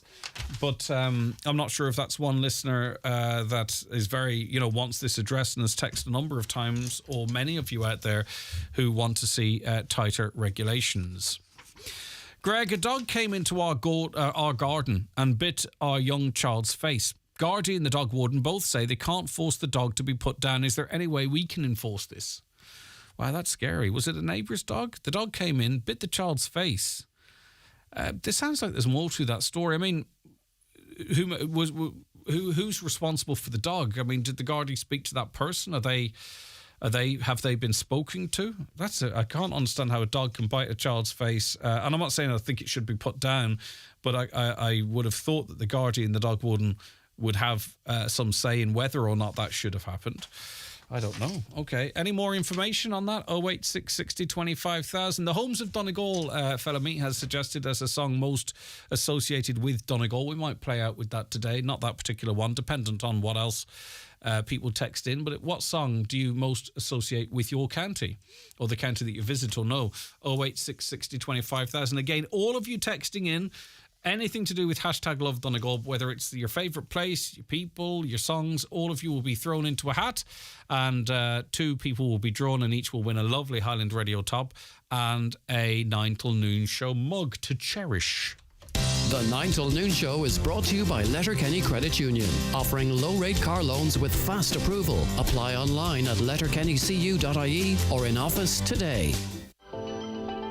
From the wild Atlantic Way to the West End, fly with Aer Lingus from Ireland West Airport Knock to London Heathrow from just €55.99 one way as part of a return trip. Use these daily flights to go from Mayo to Mexico and beyond. Connect via Heathrow to over 80 destinations worldwide.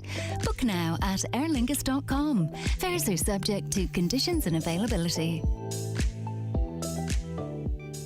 Book a private VIP screening at Century Cinemas. Perfect for celebrating birthdays and special occasions. Featuring a private VIP screening with luxury reclining seats, delicious popcorn and a brilliant choice of movies. For further information on our VIP packages, call Century Complex Letterkenny on 07491 21976 or visit centurycinemas.ie. At Hickey, Clark and Langan Insurance Brokers, they compare quotes from all the leading insurers, so you get a great price. Home, motor and van, farm, holiday home, travel and liability insurance, they quote them all. So if the worst happens, you're covered. For a competitive insurance quote today, call Hickey, Clark and Langan on 9126688 or pop into their office at Ballymacool, Letterkenny. Hickey, Clark and Langan General Insurances Limited, trading as Hickey, Clark and Langan, is regulated by the Central Bank of Ireland. Pour Corsica in Cork. Bring Burgundy to Blackrock. The Taste of France is in store at M&S with 20% off our whole range of incredible French wines. This is not just wine. This is M&S French wine. Over 18s only, subject to availability. T's and C's apply. Please drink responsibly. Free inside this week's Irish Farmers Journal, your essential guide to the ploughing. Our bumper magazine has everything you need, including exhibitor listings, site map, event programs, plus directions on how to get there and where to park. Don't miss your free guide to the ploughing inside this week's Irish Farmers Journal. You cannot afford to miss it. For the best breakfast in town, take a seat at Kelly's Diner, Mountain Top. Try the renowned Early Bird Special or the Full Irish, or go all the way with the ultimate Monster Trucker. There's also healthy options like Kelly's Protein Breakfast or turkey and scrambled eggs. Choose from the full breakfast menu every day at Kelly's award-winning diner at Mountain Top, Letterkenny. Okay, you're very welcome back to the 9 till noon show here on Highland Radio. So, we had another appearance from senior staff members from RTE in front of an Oireachtas committee yesterday. RTE staff who received a car allowance weren't required to have a driver's licence. That's one of the findings, and there was so much more besides. Senator Pauline O'Reilly, of course, attended yesterday's Oireachtas committee meeting and joins us on the programme now. Good morning to you, Senator. Thanks for your time. Good morning, Greg. What was your takeaway from yesterday? Well, I think the takeaway from anyone who was observing, which I was that there were some new revelations, but overall a lot of the same as has come before, and that is a lot of spending. Didn't seem to be much restraint from RTE on some of that spending, and I suppose a real lack of transparency because a lot is being drip-fed to the public. So that's what I would take away. And obviously there are little nuggets there that everybody will focus on, such as 240,000 on soap and things like that. But I guess the real issue here is the reform now that has to happen in order for any more funding to go to RTE. Is reform that'll have to happen, and that's what Kevin Backhurst has signed up to. And what do you think the nature of that reform should be? Because I think it's really, really important, and I'm not sure enough emphasis is being put on the public will. The public here are speaking, and they're speaking in their droves all over Ireland from all different backgrounds for their own personal reasons. There's no organised campaign. This is happening organically. They are saying we are no longer going to spend our hard-pressed money on RTE. But I don't really think the measures that are being taken are speaking to the public's concerns so far. Well, I mean, I suppose there are two independent inquiries, and the Future of Media Commission, which was set up last year, that advised that we really look again at the licensing, because it's not fit for current and future media. We know that media comes in all different forms now, that you might have a television in your corner, but you might not be using it for RTE, for instance. But I think what's really important to remember in all of this is that, a license fee isn't just for RTE. That license fee is used for independent broadcasting, for community radio, for all kinds of things. Well, in fairness now, currently the license fee is not used for independent broadcasting. There is there are small revenue funds for a documentary or a show on the environment, but the independent sector are overwhelmingly funded by themselves. Yet they serve their public service. They serve as a public service. But to say that independent media is funded by the licence fee, with all due respect, Senator, is a big reach. Well, I'm only giving you the facts as I understand them, and that is, and it may not be, it's nowhere near what RTE is funded, but there was an investment into audio, which was record funding, but at the same time, it's nowhere near what it should be. I mean, I'm not going to argue that. That's why it's 10 or 20 grand or something. You know what I mean? Like for a year long something or other. You know what I mean? And it is for the commissioning of programming. It's not to support a station, because you have to prove that you've spent that money commissioning that program. So again, it's just language is so important, Senator, to say that the independent media is supported by the licence fee. I don't think it's accurate. They will contribute to the payment of the creation of a programme on a very, very small scale, but you have to prove that every cent of that was spent in creating that. So we couldn't repackage this show, for an example. You have to hire people, you have to get equipment. Do you know what I mean? But anyway, we'll not split hairs on that, but I just think it's an important clarification. But still, yesterday... but I think, I do think it's important clarification, but I mean, there is over 20 million that is going into audio-visual and lighting that hadn't been there previously. But there's one... but there's a man or a woman... Okay, but there isn't money going, so that's what I just want to say. That there's a man or a woman taking 4 or 5 pictures on the set of First City per year that would be getting about probably twice what any independent radio station will be getting from the licence fee. But anyway, just in relation to the tone of yesterday, for me, how it felt as a viewer, only as a viewer, the obvious questions that you were going to ask or would be asked, there were still no answers for. Glancing at each other, I don't know. Do they still retain this membership of this exclusive club in London? No one really knows. Has the invoice been paid? I don't know. Do you know? Answers about how people are paid extortionate amounts of money to take a few photos. Well, that's a disgrace. Well, we need to look at that. Everybody knew this was coming. He's had 8 weeks in the job. There's been a full summer since the last Oireachtas. How is it acceptable that these people on their 200,000 and 300,000 euro per year can come in and play dumb in front of an Oireachtas committee that's there to represent us? I mean, the clock is ticking because budget will be coming up, and so the understanding is that Kevin Bakhurst has to come back with what the reform is before any other public funding will be given. And I mean, I think that that's correct. So, things where, I mean, obviously he's come into the job and he's uncovering all of the things that we're trying to uncover, and there are 2 independent reviews on it.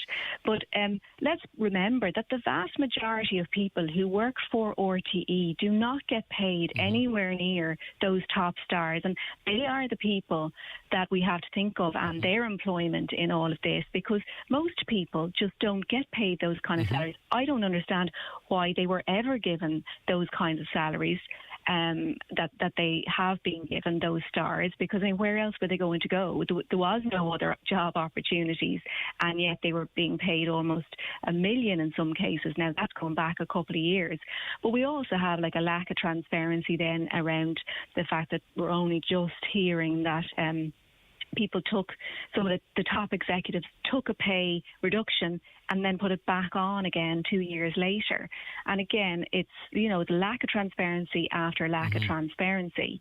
So we have to see what Kevin Bakhurst comes back with. That is his job. That's what he's paid for. Yeah, but Senator, what I'm hearing so far is no OBs, less investment in programming, less investment in digital, recruitment freeze. All of those things actually affect the audience and actually affect the low-paid staff in RTE. I've heard nothing yet, and again, completely unchallenged, about executives' pay, about these crazy payments that are being made that no one really knows why they're called certain things, that the executive can take pay cuts and return it to themselves whenever they like. All the top people are still completely and utterly insulated, and yet it's us, the viewer, us, the RTE player engager, or the regular staff in RTE that are actually feeling the impact of this. Where is the reform for all of the people that are absolutely creaming it off the taxpayer? 300 grand for an hour and a half show a day. Come on, like when's Bakhurst, who seems to really be endearing himself to politicians, when is he actually going to start making big decisions that affect the big earners? Well, I don't know. I mean, I'm not entirely sure where the evidence for is endearing himself to politicians. I'm just giving you the facts. And the facts are that he has an obligation now, or the funding won't be going to RTE. And we haven't seen that list of reforms. Yes, we all know, and we've been drip fed, and here are the things that they're looking at. But I mean, I would absolutely expect that it would also impact on executives, and that they would have pay reduced as well, because they are being paid too much. I would also see, and there's various claims about that club membership in Soho. What we heard previously was, oh, well, that's being used for meetings. And then what we're hearing in the committee yesterday is, no, it wasn't ever used for meetings. So again, like, I would see that a list of reforms has to come back to say, no, we are not renewing any kind of club membership of any of these things, and we're absolutely not paying 240 grand for a bar of soap, And I mean, there were accounts there, and the executive, the board of management, signed off on accounts without actually knowing where the money was going. So, like, Kevin Bakhurst, I don't know personally, has a job to do, but the buck stops with him if it's not done. Okay, Senator. And I think that's correct. Thank you so much for your time. I do appreciate you accepting our invites onto the 9 till Noon show. Have a lovely day. Thanks, you too. Bye-bye. Take care. The 9 till Noon show is brought to you by Letterkenny Credit Union, with monster loans available up to €60,000 for all occasions. Visit letterkennycu.ie. Over recent months, we've all been dealing with the reality of rising energy costs, and we've all been making changes to reduce our energy use. However, if you are having trouble paying your energy bills, be sure to talk to your supplier as soon as possible. There are a range of protections in place for customers. Organisations such as MABS and Alone can also help. For information on these and all other supports available, visit gov.ie/reduce your use. Brought to you by the Government of Ireland.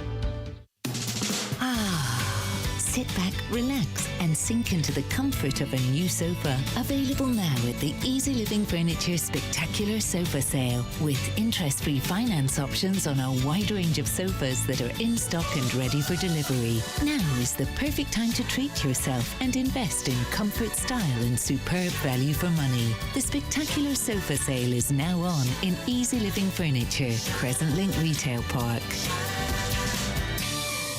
Are you tired of how you feel? Despite diet and exercise, are you struggling to lose weight? Do you need help to achieve your weight loss goals? At Letterkenny Medics Private Clinic, we are offering a free consultation to ascertain if you are suitable for treatment on our weight management program. All consultations are confidential and completed by an experienced doctor. We are open 7 days per week from 10 a.m. to 10 p.m. to facilitate your needs. To book an appointment, go to letterkennymedics.ie. Letterkenny Medics. We listen if you want to talk. Tickets! Get your tickets! Arsenal, Chelsea, Leeds, Liverpool, Manchester United, Spurs and more. Home games and all the goals scored. Don't be shy. It only takes a minute to win it. It's Cadbury FC's biggest football ticket giveaway ever, plus thousands of other prizes to be won every game week. Just head to matchtheminute.cadburyfc.com to get your match minute. If a goal's scored in that minute, you win. Enter today. T's and C's apply.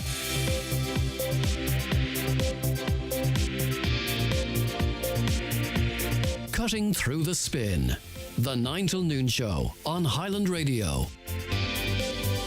Okay, another hour of this Thursday's show coming on the way after news headlines now from Michaela Clark. Thanks, Greg. Good morning. The Environmental Protection Agency has confirmed it is liaising with Donegal County Council and the Lochs Agency after a major fish kill in Donegal. The EPA says they were informed by Arrivo Consumer Foods Limited in Killygordon on Tuesday afternoon of an accidental release from the facility to the Crossroads stream, a tributary of the River Finn. Investigations by the EPA and Lochs Agency have been continuing over the past number of days, and samples have been gathered for further analysis. Local authority staff are to escalate industrial action next week. Employees who are members of the Forced Trade Union engaged in industrial action indefinitely from Monday in response to the failure of local authority management to engage meaningfully with the union on the establishment of a job evaluation scheme. Staff are currently refusing to carry out engagements with politicians, and from next week the industrial action will include a 24-hour email ban from 1 minute past midnight on Friday, September the 22nd. The Enterprise Minister says it's vital the government delivers a strong enterprise-focused budget in October. Simon Coveney says the Irish economy remains in a strong position. He added that he wants to develop measures to assist with scaling Irish businesses. Immediate action needs to be taken to install traffic calming measures at a number of points on the main Derry to Buncrana Road. That's the view of Councillor Jack Murray, who says the area of Churchbrae and Fawn has become an accident black spot. Meanwhile, he is calling for works to be carried out to facilitate the crossing of pedestrians in Tubin close to a national school. Donegal County Council is being urged to carry out urgent repairs, meanwhile on a bridge in Liscully, as local residents live in fear that their homes could be flooded if there were to be a repeat of the flooding seen in East Donegal in July. There are serious safety concerns over the Maharaboy Bridge that it could be washed away if there is another flooding event. A man rescued after being thrown from his kayak in a cave near Owie Island says he feels immensely grateful to everyone who helped him. A major search and rescue operation was launched on Sunday involving the RNLI, Fire Service, Ambulance Service, Gardaí and local boats. And finally, today is Love Donegal Day. Anyone living in the county or who has a connection or affinity to Donegal are being asked to take to social media to proclaim their love for the county. Those are the latest headlines. We'll be back with an update again at 12 noon. Have you taken to the internet to proclaim your love of the county yet, Not Michaela? yet. I'm too busy working at the minute, you know. Well, there's always time for a quick hashtag and a post. But I will. What's your favourite part of Donegal? Mahary outside Dunlow. Didn't have to think twice about that, Definitely did you? not. All right, okay. Keep your suggestions coming in to us. We've had hundreds. It's lovely. Thank you so very much indeed. Celebrating our beautiful county on this Love Donegal Day. Right now in Ireland, 1 in 6 adults struggle with reading and understanding information and can feel locked out of life in areas like careers, education and daily tasks. At An Post, we're proud to support NALA, the National Adult Literacy Agency's work to improve adults' reading and writing skills, to unlock opportunity for everyone. If you need some help, call NALA on 1800 2020 80. Okay, a caller says people don't care and will never pay a TV licence again. RTE's doomed. Get it off the air. It's a government TV station. That might be your view, and it is your view. Not might be your view. But all that being said, you may have actually. What is going to happen effectively is that you're going to end up having no choice but to pay it. Good morning, Greg. I love everything about Donegal. The breathtaking scenery, the choices of places to visit and things to do, the people, of course, and Highland Radio. It's an amazing county stretching from the west to the east coast across the top of Ireland. My favourite song is Las Vegas in the hills of Donegal by Mike Denver. So please play Mike singing it. Thanks, Greg. Have a good day. Safe home from Mary, Catherine and Andrea. Nice to have you on board, ladies. Greg, I had an auntie who's no longer with us, but she lived in Chicago. Often when she was homesick, she would play My Donegal Shirt by Daniel O'Donnell. It always reminds me of her and all the memories associated with her when she would visit us. It goes to show, no matter how far we are or how far away we are, people will always be in your heart. No place like home. I hope she's watching down on us, and I'm absolutely sure she is. And there are a couple of leaders at the moment for our Donegal song, which our listeners feel represent them. One of them is My Donegal Shore, and the other is let me see, I had it here, the Hills of Donegal. No, it's not. What was it called again? Oh, I have it here in front of me. Homes of Donegal. Yeah, that's the other one. Back Home to Donegal, Mick Flavin, written by Patsy Kavanagh. Beautiful song. Great show, Greg. Thanks, Philomena. Patsy Kavanagh and Lights of London has to be the Donegal anthem. Keep them coming into us so we can get a consensus. Love Donegal. Love everything about the county. The scenery, the mountains, the amazing friendly people. Most of all, the feeling of belonging to something special in being from Donegal. We're so proud to be from this special place. Great show as always, Greg. Any Donegal song by Daniel O'Donnell from Donna in Dunlow. Paul Brady's Homes of Donegal. Now, I am not going to be able to maybe in some of these songs get into the specifics of artists because that can be really quite tough. But anyway. Right, let's see. What should we do? We'll go straight into the garden, will we? Because we have Paul McLaughlin, gardener at Ballagdur Garden Centre joining us. How are you getting on? Not so bad, Greg. How are you? I am doing good.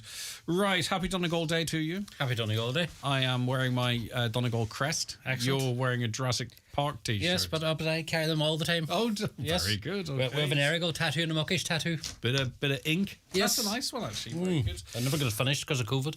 All right. Loch Salt Mountain. What's going to be around the Loch Salt Mountain? Yeah. That's around the back. Yes. All right, very good. You're going to have to get it quick, done soon. Absolutely. Brilliant stuff. No, I mean, that's loving Donegal wearing it on you. Right, okay, we're back in seasonal weather now, and that week we had sort of threw a spanner in the works for us as well, I suppose, in a good way for many, and in nature's way as well. Pretty much. Funny is what I got. It was real sort of unexpected to be as good as it was, basically. So it was real heat and all that, but it was that nice to get. So it was now.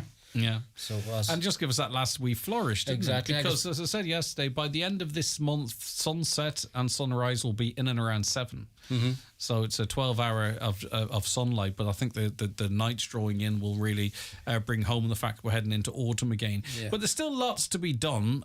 Continuing to tidy up the beds, layer of mulch. Yes, layer of mulch helps this time of year. Or it just keeps it fed and sort of keeps everything looking tidy as much as anything else. So it just keeps the weeds down as well. Yeah. So it does. And there's a good time to give a wee sort of the beds a wee trim back, and any gaps maybe fill it in with some new plants. It's a good time to be planting new stuff. And of course too, with an eye on spring, no sooner will it be Halloween, then it will be Christmas, and then it will be spring. Absolutely. Now's the time to be planning for that as well. Yes, very much. Now is the time for your spring bulbs. So it is sort of, you see the shops and garden centres at the moment starting to get full with them. Very good plants, very easy to grow. Pretty much throw them in the ground, forget about them, and up to come in the springtime. Outdoors as well, yeah? Absolutely. So you do the bit of effort now towards the end of the summer, and then you get this lovely surprise then come spring. Yeah, exactly. Outdoors in the ground or in pots. Yeah. Works perfectly, so it does. And very good value for money. Like, won't get sort of as good a flower at that time of year for as cheap as the bulbs. They're a wee bit of, like I say, not a wild lot of work to them. Just throw them in. It's and just a bit of planning, isn't it? Pretty much, yeah. Speaking of pots, is it time now to give up on our summer flowers and maybe if either retire them or think about what to plant for winter? Yeah, pretty much. A lot of them are still going. You see the sort of towns there. Like I was in Buncrana yesterday, and even Letterkenny, the towns are still looking amazing with all the flowers. Yeah. So they are. So a lot of them still going. If they are starting to flag a bit, the sort of that good week actually brought them, sort of spurred them back into life a bit. But no, if they are starting to flag a bit on you, the stuff's kind of, the winter stuff's coming available now in garden centres and stuff. So if you wanted to redo round the door, basically, now's the time. And they can still look pretty with a bit of colour. Absolutely. You won't get the same sort of show as you would for the summer, but you will get actually. They can be lovely looking. So over the more depressing winter months. Stay with pots. If they're on the ground, you want to be lifting them up now, do you? Pretty much. From now on, it's a good idea. Sometimes the sort of drainage holes in the bottom can get blocked, sort of just dirt on the ground and stuff like that. So it's a good idea at this time of year to actually raise them up just an inch or so. Even you get sort of specific pot feet for the job, but if you haven't got them, just any wee bits of timber at all, anything just to raise them up a wee bit to allow the water to drain out of them more easily. Now, for those lucky enough to have a lawn, they probably have one eye on maybe the last cut of the year. But in terms of maintenance, what should people be doing now? Pretty much just maintain the cutting and see how you get on. It should still be growing, still quite mild there, so it should be growing quite well. I noticed yesterday the leaves are starting to come down a wee bit. So just every couple of weeks, if you go out and just rake the leaves off them, it'll sort of stop moss building up under. The problem with the lawns now, though, is whilst there's still growth, it's harder to find a window, particularly if you've got like a domestic lawnmower whereby the grass is, dry, that it's not a complete torture. Exactly. Now it gets tougher to mow at this time of year because it's just you don't get that amount of dry days, and it's very hard to collect, basically. Yeah. All right. And what about keeping the lawn clear of leaves and all to prevent the moss? But what about feeding the lawn for next year? Feeding the lawn now at this time of year, you can use sort of like more low nitrogen fertilizer. You get autumn blends for this time of year, but what it does, it actually builds up the strength of the grass without growing it on too much. So it's actually, we'll just keep it green over the winter months. I get you. By the way, just keep your calls coming into us if you want to ask Paul a question. 086 60 25,000. WhatsApp or text, or if you want to actually ask him it yourself, 07491 25,000. In terms of the trends, we do go through trends from plants and what have you. So what's in trend at the moment? And is this for the autumn winter season or heading in towards the spring and summer of next year? Pretty much autumn winter. Sort of, gardens can be very fashionable. Sort of, you look to like the Chelsea Flower Show and that for what's going to be coming for the next year or two. Very much in fashion with the big grasses. They sort of had been out of fashion for a while, but they seem to be coming back in now in a big way. The sort of big fluffier grasses and that. The likes of autumn plants, you always get the dahlias are always popular. So they are, and you get big flowery plants like that. Them and the rudbeckia, the black-eyed Susan, very popular at this time of year. So they are just for that wee bit of autumn colour. All right, and we were talking earlier on about planting your spring bulbs. If you have a veg patch or you want to establish one, what would you need to be looking at now in terms of, for crops that will flourish over the winter or Yeah, stuff that grows well over the winter. There's members of the cabbage family you can stick in now. Now is perfect time for putting in your onions and garlic. Would be good, and you'll have a good sort of early March on them in the spring, and even peas and beans work quite well this time of year.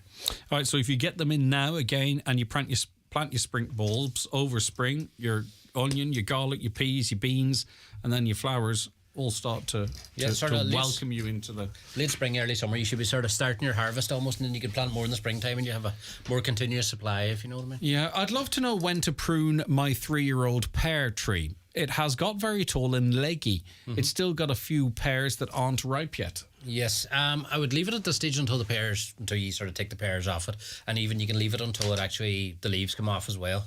Then you get a better idea of the framework of the tree. So pretty much from 3 years old now, you could actually be pruning from now on. So all right, but wait till the fruit has... I would wait till the leaves come off it almost. It just gives you a better idea. You can see the sort of structure of the tree, and sort of, if you Google it, even there are a few different good examples of how you prune them, basically. What's the best time to plant a hawthorn tree? Hawthorn tree, you can plant what you call hawthorn trees. Generally are available sort of in what's known as the bare root season, which tends to be there's no exact date for it because it's after the first hard frost. But generally, you're looking from the 1st of December to about the 1st of April. And when's the earliest you can move roses? Once again, same thing, more or less. It's in that bare root season where the plant's dormant. You can actually dig them up and move them at that stage. So generally, like I say, the dates aren't exact, but generally around the 1st of December, about the 1st of April. How do you treat white mildew in a climber rose organically if possible? I know you tend to generally, if you can, favour the organic approach. Yes, the climbing rose, unfortunately climbing rose have actually been affected badly with it this year. I think it has to do with the plant drying out earlier on in the year, which sort of the dry spell we had earlier on in the summer probably is resulting, just manifesting itself now almost. But the best thing to do with it would be now coming into whenever it's finished flowering is give it a good hard cut back and actually remove all the infected branches and leaves and take them away. Don't put them in your compost heap or anything, just take them away and dispose of them far from the plant. And if you want to do it during the growing season when the leaves are on it, they reckon skim milk is quite good at actually spraying on. Skim milk is good at actually getting rid of mildew on a lot of plants, especially in polytunnels and stuff like that. I'd love to know how someone figured that out. Greg, would you mind asking Paul where I could buy snowdrop bulbs? Snowdrops, Balladare Garden Centre would be my first choice. So it would be, but generally any garden centre around would have them. We have them down there at the minute, all right. Yeah, and why are they called so? What kind of plant are they? Snowdrops, the wee sort of spring bulb, sort of the first out. Right, okay. Basically, like, whenever you have a big mass of them, it looks like white in the ground, like snow. What do you do with yellow patches on the lawn after mowing it? Is it moss? Should I rake it? And then what should I do? Green finger Jerry messaged that one in. Yellow finger Jerry at the moment. But generally, it can be a number of problems causing that. It could be moss, it'd probably be the most likely one, all right. If you would otherwise, sometimes someone like leather jackets, that can be a problem as well. But the best thing to do would be give it a light rake at this time of year, remove any moss, any debris on it, and give it a good feed when autumn feed now. Would you trim a holly or just not cut it down? I don't think that's coming back to me superstitions. Oh, right, yeah. So it does. No, generally, a wee trim wouldn't be so bad. So it would, but no, definitely wouldn't risk that either. Maybe it's just being in autumn, but how do I get rid of slugs and snails in my garden? I hate them, Paul. I hate them. Yes, slugs and snails at the minute, probably vigilance is the one. Sort of remove them as you see them, but some people can't act that in terms of the squeamish nature of it. Once you get to do it organically, you'd be chatting, probably your beer traps, your milk traps would be quite good in terms of just put bury a saucer around the plant, and hopefully they'll be attracted to the scent of the beer or the milk and fall in. And it's not really, that's just like taking them out of the situation. Pretty much, you can get organic pellets to kill them as well. They wouldn't be as bad as the old toxic chemicals you used to get. They just work on drying them out. But some people are pretty much they're certified organic, so they should be perfect. Donna Marie, can you come in? I'll put that it's in the bottom of that box somewhere. I'll never find it. Thank you. No matter how much I cut back my wisteria, it goes on the rampage. Any advice? Probably very near the bottom. Wisteria, first of all, lucky you. A lot of people, wisteria can be quite hard to grow in Donegal, and a lot of people would be only too delighted to have that problem. But in general, wisteria is it's a climbing plant, so it can be quite vigorous whenever it gets established. So generally, we sort of light trim in spring, not too late because you're at risk of cutting off the flowers basically. And after the plant is finished flowering, give it a good hard cut back. Yeah, okay. What is it you like about Donegal or love about Donegal, Paul? I suppose we're very lucky in terms of I do a lot of deliveries around the place and that, and you're getting to see lovely spots every so often. So you are, and just the scenery in general. It is just nice. I mean, obviously you're doing it for work. It's nice if you get the space actually just to take off. Yes. And explore. Right. Because you never know where you might end up, do you? Yeah. Funny, I was actually Sunday, I was down in Maharoti there and looked out the window where we were staying there, and a big massive stag just sitting out in the front garden. I know a lot of people wouldn't like that particularly. I know, but it's funny, the stags, we have a funny relationship with them because a lot of people are leave the deer alone and better signposting or better fencing or whatever it might be. Do you know what I mean? I think we do have a love of the deer. I think absolutely. I'd say maybe for town folk like me, seeing them sort of novelty. If you're looking at them every day, maybe it's a different story. Yeah, perhaps. All right, thanks very much, Donna Marie. Right, okay. To celebrate Love Donegal Day, where is it? Okay, we have a €50 voucher to give away and a second place mug and t-shirt. The €50 voucher is thanks to you guys at Balladare Garden Centre. Yeah. Okay, that's a lot of money. You get a lot of stuff. Mm-hmm. You get a lot of stuff for €50. All right, that's all part of our Love Donegal Day. We also have mugs and T-shirts to go along with that as well. So we've upgraded our first prize. So send us what you love about Donegal. Send us to what song you associated with Donegal. Our prize package is a lovely Highland T-shirt, 9 till noon show mug, and a €50 voucher thanks to our friends at Ballochderg. You can fill your boots with that. They're just down the road from us here. And also we'll have another prize of a mug and a T-shirt as well. So thanks to you, Paul. Thanks to the crew at Ballochderg Garden Centre, and we'll chat again soon. Thank you. Perfect, thank you. All right, okay. Back with more in the 9 till noon show after these. The county's #1 talk show, the 9 till noon show on Highland Radio. The 9 till noon show with Letterkenny Credit Union. Simplify your debts with a debt consolidation loan from Letterkenny Credit Union. Call us on 074 910 2126 or apply online via our app or in office today. Sometimes what you want and what you can get are two very different things. But not this time. The MG electric range is here and available to drive away today. With up to €2,500 off our fully electric range, go MG in 23. Test drive at Connolly's MG, Collooney, Sligo, and recharge your soul. Offer available until October 14th. Terms and conditions apply. See mg.ie for details. New this week at Home Store and More. All mattress toppers are all half price. But better hurry, because when all the half price mattress toppers are gone, they're gone. Also, all bar stools and chairs and all metal kitchen bins are still all half price. But when all the half price bar stools and chairs and all the half price metal kitchen bins are gone, they're definitely gone. Drop by your local Home Store and More or visit us online at homestoreandmore.ie. New store now open in Frascati Centre, Blackrock, Dublin. Home Store and More. A happy home. Discover RHS Home Care, Ireland's only not-for-profit home care co-op, dedicated to quality care for those who want to stay in their homes. RHS Home Care are now recruiting in Donegal, Sligo and Leitrim. With RHS Home Care, you'll enjoy competitive hourly rates, plus paid mileage and travel time. Don't miss our recruitment day on Tuesday, September 19th at the Radisson Blue Hotel in Letterkenny from 10 a.m. till 4 p.m. Walk-ins welcome. For more, contact 0906 625 988 or jobs@rhshomecare.ie. Free inside this week's Irish Farmers Journal, your essential guide to the ploughing. Our bumper magazine has everything you need, including exhibitor listings, site map, event programs, plus directions on how to get there and where to park. Don't miss your free guide to the ploughing inside this week's Irish Farmers Journal. You cannot afford to miss it. Highland Radio time checks with Expressway. Travel Route 32 from Letterkenny to Dublin when you book online and travel for less. Expressway, bringing you the time at... All right, it's 21 minutes past 11. Welcome back. Listener says, Greg, do you know if the installation of the ESB smart meters affects the TV signals? Ever since they were installed in the Carndonagh area, no picture on Serview. Now, there's been claims of that. The claims are that it does interfere with those signals, but according to those responsible for installing them, it doesn't. But then again, they say that your phones aren't listening to you as well, so I don't know. We'll dig into that a little bit deeper. My Donegal by Daniel O'Donnell always makes me emotional for my hometown in Donegal. I love the area around Dunlow, especially hometown. I think, Dan, unless there's a big rush on something else, my Donegal Home by, or is it Shore Home? Anyway, by Daniel O'Donnell is the clear favourite at the moment.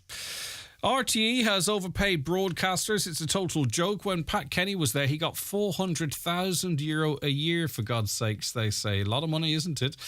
The reason the RTE saga is being drawn out is that they have a lot of information about government involvement with how we get fed propaganda, and RTE could leak to the public what kind of pressure was put on when they said the government wanted to show the public what they would not, that they would not interfere. I'm not really quite sure about that, and I respect your point of view, and that is your point of view, but everyone knows the way it works. You know, you don't have, there's no conspiracy there. It's there in front of you, who gets good interviews, who gets soft interviews, who gets hard interviews, and what kind of stuff's put out there, and the angle that's taken. I don't know what could be revealed in that regard. Enjoying your show. Love Donegal. Daniel O'Donnell has a beautiful song, not sure of the name, but it has the words, "My Little Piece of Heaven." My Donegal, my favourite place in the world is Muckross. That comes in from Caitlin Slowey in Ardra. And Caitlin, actually, you are in a beautiful part of Donegal yourself, Ardra, and the drive into it, beautiful. Greg, Primetime referenced Highland Radio that you didn't get any funding from the licence fee, which we don't. You do. There is a small pot that goes around as it relates to some additional programming. I'm not sure exactly of the figures, but as I say, it's not in any way a funding from the licence fee. RTE gets 270 million. I think there was a fraction of that split amongst 40 broadcasters or something, so you can work that out yourself. My Homes, The Homes of Donegal by Johnny McAvoy. That comes in from Kathleen Cole in Sesha in Fanad. Thanks very much for that. I love Donegal because of the beaches, mountains, sunsets and blue skies. Happy Love Donegal Day. Tracy Lynch, thank you so much. On the flip side of it, it just comes in after that. Love Donegal. It's fantastic. 179.8 for diesel. This is madness. It is madness. And it's only going to go up again, it seems. A lot of what we're seeing in terms of increase over the last wee while has been government returning excise onto the fuel, which is putting people under an awful lot of pressure. It's amazing how your fill of a tank can go from like 75 to 95. Do you know what I mean? We talk about litres and now I know most people don't fill the tank, but it's when you do that you really see how expensive it has become. Right, 086 60 25,000. It's been a really busy day on the phones and we really do appreciate it. That's open to you for all of the conversations we're having today, whether you want to enter our Love Donegal competition. And you can call us as well, by the way. I know some of you don't text 074 91 25,000, or if you just want to keep the conversation going with us on other topics, the lines are open for that as well. Right, Greg, I'm an elderly person, an elderly man living near St. Johnston. I'm greatly upset with the amount of potholes outside my home. I have 2 grandchildren who, like most young ones, love adventure and play, but with the rate of the cars and the danger of the potholes, they can no longer play outside. I had a fence put up, but this also fell down due to the state of the road. I contacted the council recently, 4 months ago, and they told me they would be out to me that Friday. Never heard or saw from them since. They ignore my calls, emails, even go up to the yard as it's close by, but I'm told someone will come out. I understand they're extremely busy, but I'm scared of an accident happening outside my home. And an elderly man, my garden is also now filled with stones. I am just disappointed and worry, especially for my children and my grandchildren. Now, we have made our inquiries in relation to that, and I think you also have a local representative that's talking about that. All right, Liam, Magin Way, how are you keeping? Thanks, Greg. Yeah, I'm keeping fine. It's a beautiful day here in Buncrana. And you're a very proud Buncrana man, Liam. I have to say I'm a very proud Buncrana man. It's a town that I left it for a number of years, but I've returned in recent years, and I've found it a wonderful town to live in. There's so much good going on in this town.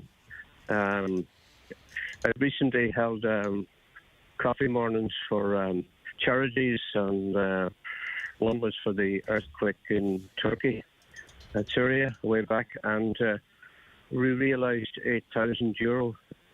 A great generosity in the town, and I had one recently there for diabetes, and that raised 1,500. And the people are very kind, I find, and generous. No problem getting any support, either by offering a spot prize for a draw or and supporting the day itself, the coffee morning. But in general run of things, people are quite friendly, chatty, good-humoured. There's quite a number of people from outside the town living in the town, and I sense from them that they love living here and they love the interaction they have with the local people and so on. And there's a happy spirit, really, generally in the town. And if you want to, so that's the town, that's the people. In and around Buncrana, what do you like to do? Where do you like to go? Well, I do a lot of, I've been involved in a lot of groups here in Buncrana. I'm involved in a swimming group, and I'm involved in a rambling group, and involved in a wildlife group, and a running group. So much you could take part in here in Buncrana. I'm involved in all those groups, and I find myself very busy. and I love the swimming in particular. We have lovely beaches around here. We have a lovely beach at Dead's Point where a group of us go in swimming practically every day throughout the year. The point swimmers, they're called.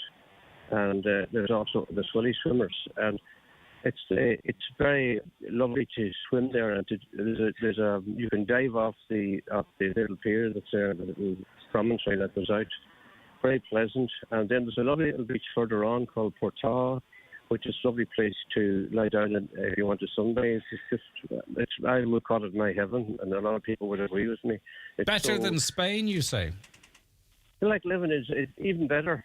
I think it's so. If you get a nice day, it's generally very quiet. But when the weather improves, crowds come, or not many crowds. It's never that crowded. And there's a bigger beach further on called Sturgill Beach, and people come there too. And then there's more beaches further on out: Linsford Beach, Leanan Beach. There's no want of lovely beaches nearby, and. So it's just a lovely place to live, and people walk out by Hegarty's Rock, which is a very, very popular place to walk to as well around here. Mm-hmm. And you have Swan Park, as well, and a huge investment going into Buncrana as well. Huge investment is going into Buncrana. That's a beautiful park, Swan Park. People. It's a very family-friendly park. Families can go there and enjoy the park, especially on a good. People fish in the river. It was a marvellous job that was done recently with Swan Park. Tremendous gardening work done there by the town gardener. It really looks very, very nice. Lovely park, lovely park, and. It's the whole area around there is very nice, you know. Right. And even so, we don't have anything, you know. We're not lacking in scenery or in facilities, you know. Outside. Well, it's clear you are an incredibly proud Buncrana man, and we appreciate you coming on and spreading the lovelium. Oh, thanks. All right, thanks, take care of yourself. You've sold it big time. It is a beautiful part of the world. More of them coming in here. Love Donegal. Donegal is the best county. It's people, places and things to do. Bird watching, canoeing, cinema, theatre, shopping, great garden centres and swimming, snorkelling on our beautiful beaches. Snorkelling indeed, yeah. Donegal's the nicest place in the world. Glenveigh is our favourite place to be. Indeed, I'm a relatively recent, last few years visiting Glenveigh. Beautiful. Love the staff out there too.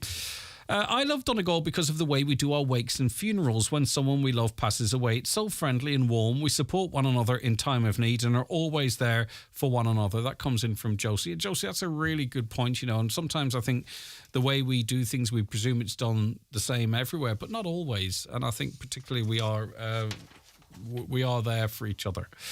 Molly says, my hometown Ramelton, nowhere like it, and if anyone's visiting, there's Johnny's Ranch. It's a must. Fish and chips to die for. You'll be glad you paid Johnny's a visit, and you'll get the personal touch. That comes in from Molly, who might be Johnny. I don't know, but anyway, it's a great ad for the place. Bobby, Narn, beach, heaven on earth. And Mary says also Arranmore, all beautiful places. All right, keep them coming in to us. 086 60 25,000 086 60 25,000. Watch the show live now on YouTube, Facebook and at highlandradio.com. The 9 till noon show with Letterkenny Credit Union, now offering mortgages from 40,000 to 600,000 euro with no hidden fees or transaction charges. Letterkenny Credit Union, 9102 127. There's always a feeling of anticipation when you sit into a new car. That excitement. You admire its smooth lines, its class-leading technology, its spacious interior. You find yourself sitting comfortably in its sculpted seat. You can sense this one is different. It's electric, charged with attitude, pumped with energy. You've made the right choice. The Opel Mokka Electric. Test drive it today at Heron Auto Opel. See heronopel.ie for details. Fancy a game of bingo? Play at Strand Bingo, Strand Road, open 7 days a week. Free bus every Tuesday from Letterkenny, stopping at Manor Cunningham, Newton Cunningham and Killay. Contact Marley Coaches for more information. Play Tuesdays from just £5 for 6 chances to win £300 with free food available. Check out boyledbingoclub.com or download our app for more info. Have you ever lost sleep, wondering, could I be getting a better deal on my mortgage? Well, not anymore. Psst. Hey. I'm up. With the CCPC Mortgage Money Tool, you can instantly compare mortgages for free and sleep better knowing you're getting the best rate. But I was sleeping. Shh, now. Just visit ccpc.ie/mortgages. Yeah, I know. From the Competition and Consumer Protection Commission.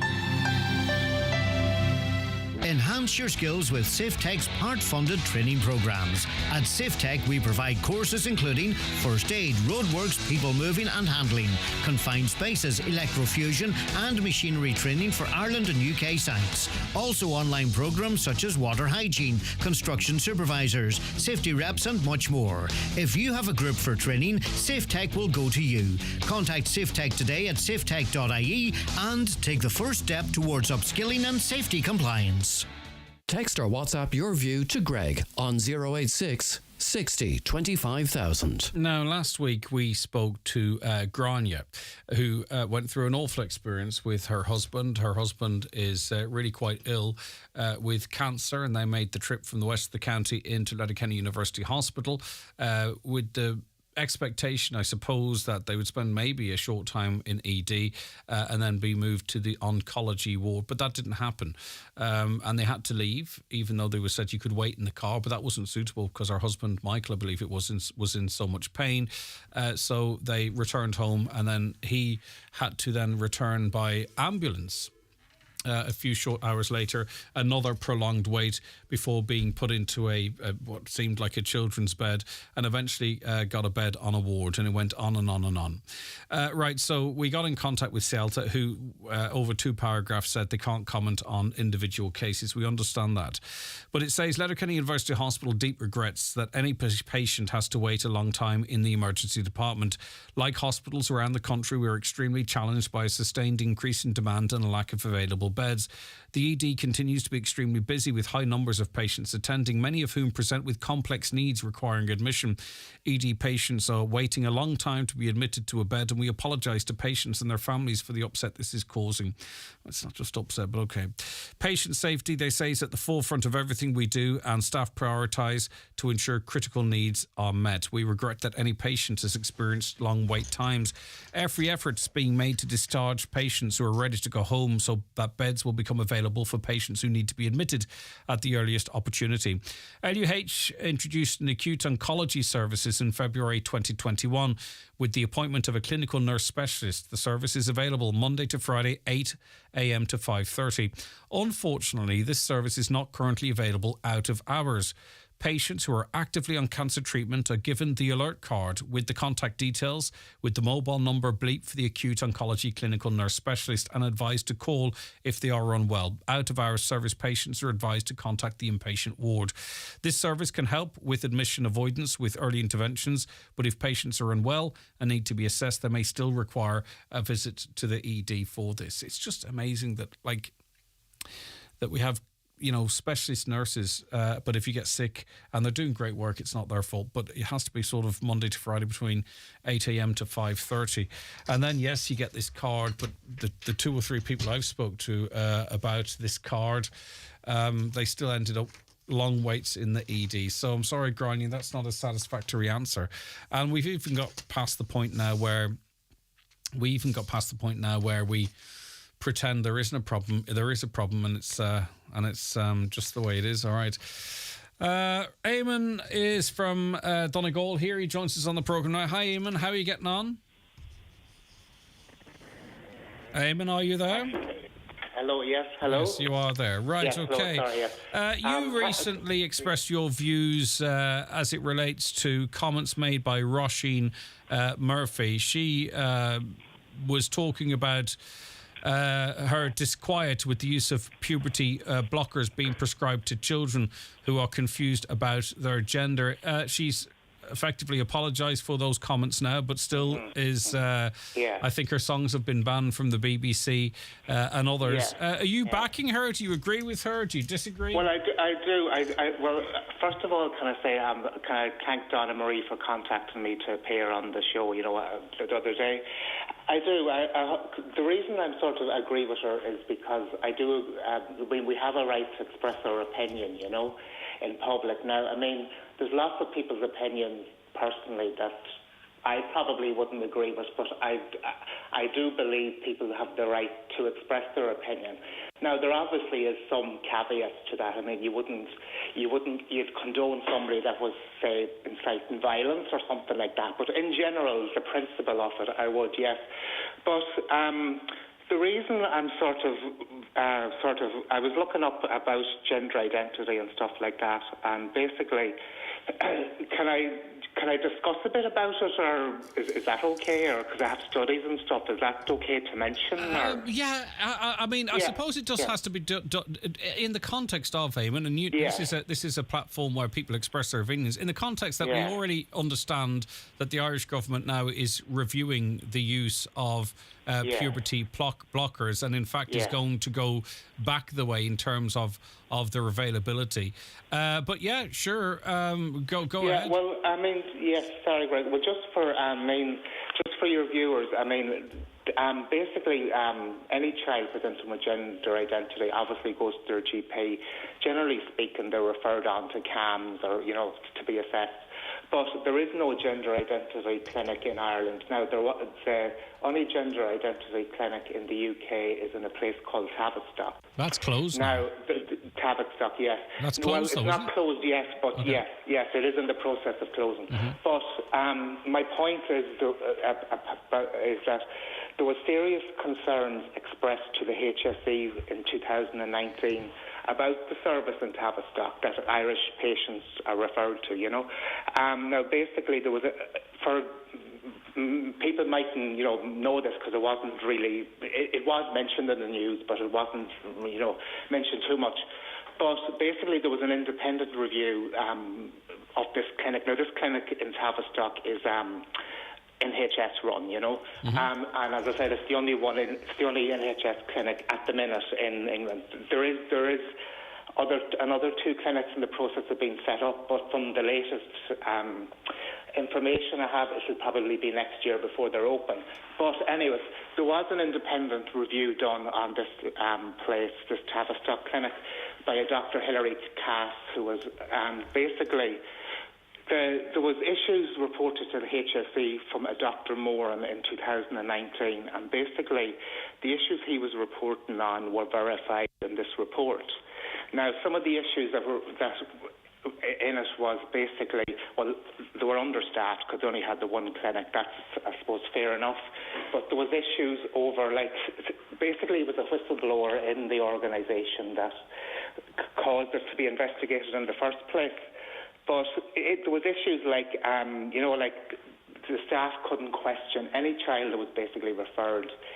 They were put on a pathway to maybe puberty blockers or further down the line, maybe gender surgery. But it was the ethos in the place that it wasn't. They weren't making clinical decisions based on sound evidence. Now, that is verified, if I could just maybe make a quick point, that is verified by this Dr. Cass in her report, her interim report. And basically it says the current model of care was leaving young people at considerable risk of poor mental health and distress. And it goes on to say that the decision-making, which I've been discussing, there was inconclusive evidence to back some clinical decisions. Mm-hmm. Now, not them all, but some of them. So that is actually in a report, and I mean, anybody can read that report. Yep. It's online. But the point I'm making really is that, yes, everybody is entitled to their opinion, but this, in a way, goes more than opinion because it's actually fact-based. Yeah, that's why it's closing down in March of next year. Yes, it's in March next year, that's correct, yeah. And I think the plan is to have two regional hubs running then, yeah. But, I mean, getting back to Roisin Murphy, I mean, everybody is entitled to their opinion, but, she was trolls on Facebook and social media and different things, and quite a lot of vile abuse being thrown at her, you know. Like, I mean, I would defend anybody's right to freedom of speech, you know, but obviously, as I said in the beginning, there is caveats. There's stuff you can't, you know. Like, Eamon, you know. I just, there was a post put up today. By one of the girls that was involved in. Was it a girl called Kira? One of the girls that represented us in the 4x100 or 4x400 meters. A lot of the comments from people purporting to be men were sexual in nature. You know, she was talking about her career, really quite vile sexual comments about the colour of her legs and all that type of stuff. I just think for anyone, if you comment anything, even about a wonderful career or a wonderful season as an athlete, it seems that you are going to get vile abuse, unfortunately. Do you know what I mean? I do, but I mean, yes, Greg, I 100% agree with you, definitely. But, I mean, in the main, provided you're not inciting hatred or violence or things like that, which I would condone, but in the main, anybody's opinion, it should be sort of respected because it is your opinion. You know what I mean? It's you know. But then, like, another issue with this Tavistock clinic, as we were discussing, is in the process of closing down, is that there was a very large percentage. Now, this was referred to the HSE in 2019. The whistleblower and the BBC investigation was in 2020. So there has been concerns, you know, quite a long time about it. But basically, it was saying that there was a 90% of the recent referrals to it. There's been a 90% of the referrals are children who are on the autistic spectrum disorder. Now, to me, just to give you a bit of background, Greg, I'm a disability nurse myself, and I've nearly 30 years' experience as a disability nurse.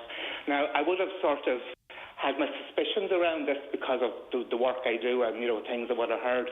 But, I mean, alarm bells should really ring there, in my opinion, that if 90% of the children being referred have autistic spectrum disorders, surely there's something, you know, there's something. Now, that was reported in Gript. Now, for the viewers, Gript is a very conservative type news organisation. So I did a bit more digging, and basically in that CAS review, she mentions it too. Now, she doesn't give a percentage, this doctor, but she does say there is a high volume of people presenting with autistic spectrum disorder. Now, you know, so it is verified in two reports. You know, one, as I said, I mean, Gript is quite a conservative, you know, organisation. Well, it has. Gript has no more than some might argue RTE or whatever. Gript has its editorial policies, and it doesn't stray from them. I mean, it is anti anti-trans ideology, anti-puberty blockers. Do you know what I mean? So, and I'm not saying, listen, that's not a criticism because that's a point of view, but that's what it is. But the thing about it is, Eamon, because we could find ourselves eating into the time very quickly here, and you're making very good points eloquently as well. The issue, though, sometimes with someone like Roisin Murphy is, or any of us for that matter, your conversation, your statements have been evidence-backed. They've been nuanced, right? They've been nuanced, and what have you. What Roisin Murphy, the mistake she made, perhaps, especially particularly someone with a platform, she jumped in with both feet first, effectively, and didn't sort of articulate a point like you might be doing right now. Now, again, that's why I stay as much out of social media as I can. Now, then all of a sudden it becomes people that think Roisin Murphy should be carried through the streets on their shoulders, and others that think should be thrown in jail, and that's a societal problem, unfortunately. But Eamon, just to put it like this, though, what's important, because we talk an awful lot about transgenderism and then puberty blockers, and I'm not trying to put you on the spot, but I would say like, do you know how many young people at the moment are receiving puberty blockers in Ireland? Well, would you be surprised? Would you be surprised if I told you it was less than 15? Yeah, Yeah, well, yes. Well, if I just I'm not surprised, or I'm not. I know, but it's just sometimes I think we need to put things into context because these conversations are often had as if puberty blockers are being shoved down the throats of every second child. It's less than 15 children that have gone through assessments and what have you. And listen, it also should be noted the early onset of periods. Puberty blockers are often used in that regard. But in terms of gender identity dysmorphia, or however you want to phrase it, it's less than 15 young people in Ireland are on puberty blockers. It's not... I'm not surprised, really, Greg, by that number, because at the minute, now this is from April, this is in the Irish Independent in April 2023, an article by Ailish O'Regan. It's about this Tavistock clinic, that there still is 72 Irish patients on the waiting list, So I'm not really surprised, by that. But my point too, apart from opinion, I know I'm sort of getting off the opinion thing, but I do have an issue there with the government, to be perfectly honest, because, if issues were raised, safeguarding issues of children, shall we say, were raised by consultants and people very high up in the organisation Tavistock, and was emailed on to the HSEs going from 2019, and then, as I said, the independent review commenced in 2020 by Dr. Cass.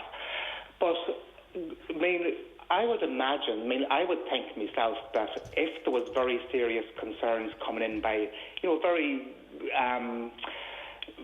by doctors and stuff, about, obviously, I know there is no other clinic at the minute to refer these children to, I understand that, but would it not, in my own opinion, I would have thought that the government should have stepped in there in 2019 and sort of ceased referring more patients. But they only stopped ceasing referring patients back last November, from what I've read. After all these interim reports and what have come out, and they're all saying the same thing. I haven't read anything of a positive, shall we say, slant on it from the reports. Everything is painted to very serious errors. And there's also, and I think it's broadly accepted, and the government accepted too, there is limited evidence. So decisions are being made based on limited evidence. But I think, Eamon, people are having a different conversation now, maybe for a couple of years. I think what it kind of things accelerated, and now maybe they're retreating a little bit as people talk about this more, and people need to talk about these things more, because I think we're all in agreement that we have to make sure that what we're doing is actually the right thing for the child and not what we think is the right thing for the child. But as you say, Eamon, unfortunately in this day and age, everyone's entitled to their opinion, but if you say it publicly, unfortunately now you can be hung, drawn and quartered for it, or you can be a hero. And I know that. I just, and I feel for anyone expressing their opinions and getting cancelled. But unfortunately, that's the world we live in. And I gave that example of that amazing young athlete. Yeah. She posted a joyous post this morning, and it's just people slagging her off, sexualising her. And if I could give my children one piece of advice, it's stay off certain social medias. To be honest, Eamon, thanks for joining us. Yes, and what you've said there about that athlete is 100% correct too. What you've said, but there's loads of generally speaking, as we all know, anybody that. In general, now I know I'm generalising, but in general the media can be quite liberal in their ideas. And generally speaking, the ideas that are that you're not supposed to have, shall we say, or not the correct opinion, as I mentioned, generally speaking, are more conservative type opinion-based, things. If I can just get off, just give you another example. In 30 seconds, Eamon, if you don't mind. Listen, I know we invited you, but... Yeah. There is a thing going through the Dáil at the minute, safe access zones, and basically what it means is anybody now quietly protesting too, not doing anything criminal, within 100 metres of an abortion facility can be criminalised, brought to court. But the Garda Commissioner is on record as saying that there is no need for these laws. But we don't want to hurt it. But just on that one, on that one, and I get it's public space, but we don't, whatever people are going through, we don't want to hurt them. Why not protest at the Market Square in Letterkenny or outside the Dáil where these decisions are being made, rather than people who are going through a healthcare process, whether we agree it or not? Is there not? Why would we want to put people through that? I don't want to hurt anyone. Yes, I appreciate what you're saying, Greg, but these people are, generally speaking, most of right. They might have placards or something, but generally speaking, most of them are praying. Generally speaking, you know. Yeah, I know what you're saying. I do. Now, I mean, they're not preventing any woman from accessing anything, or they're not harassing them, or like. I mean, everybody has a right to their opinion. I mean, if I want to go down tomorrow morning to, shall we say, Letterkenny Hospital, as long as they're not obstructing anybody or causing any, I mean, I can really protest about anything I really want to. I know that, but if you were going in practicing your religion and I gathered up 30 people and every Sunday you landed for Mass, and this is a far less serious issue, and we were praying a different religion or chanting or something with our placards up that you found upsetting, like you're going to church and you're entitled to go to church, and you would not be long going, would someone not shift those people on probably, but maybe you wouldn't, Eamon. And listen, maybe we should tease this out again in another conversation. Thank you so much, Eamon. I do appreciate it. And of course, because it's that subject, it feels like I'm cutting Eamon off, but I'm not. And we have to take a break because we've pretty much out of time. The 9 till noon show is brought to you by Letterkenny Credit Union. Digital loans now available. Apply online or via our app today and get your loan transferred directly to your current account. For the biggest names in perfumes and aftershaves, visit McGee's Chemist Letterkenny.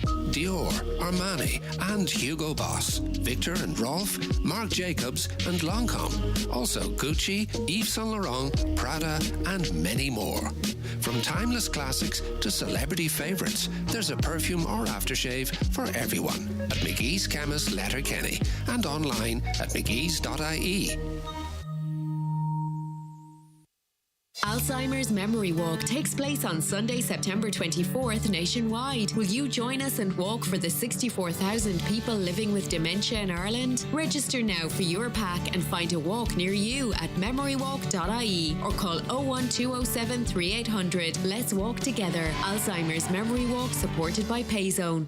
The Red Door Country House. Are you searching for a wedding venue different from all the rest? Where the idyllic Lost Swilly views last long into the evening. Where the landscape grounds and country house are exclusively yours for the day. Look no further than multi-award-winning venue, the Red Door Country House in Fawn.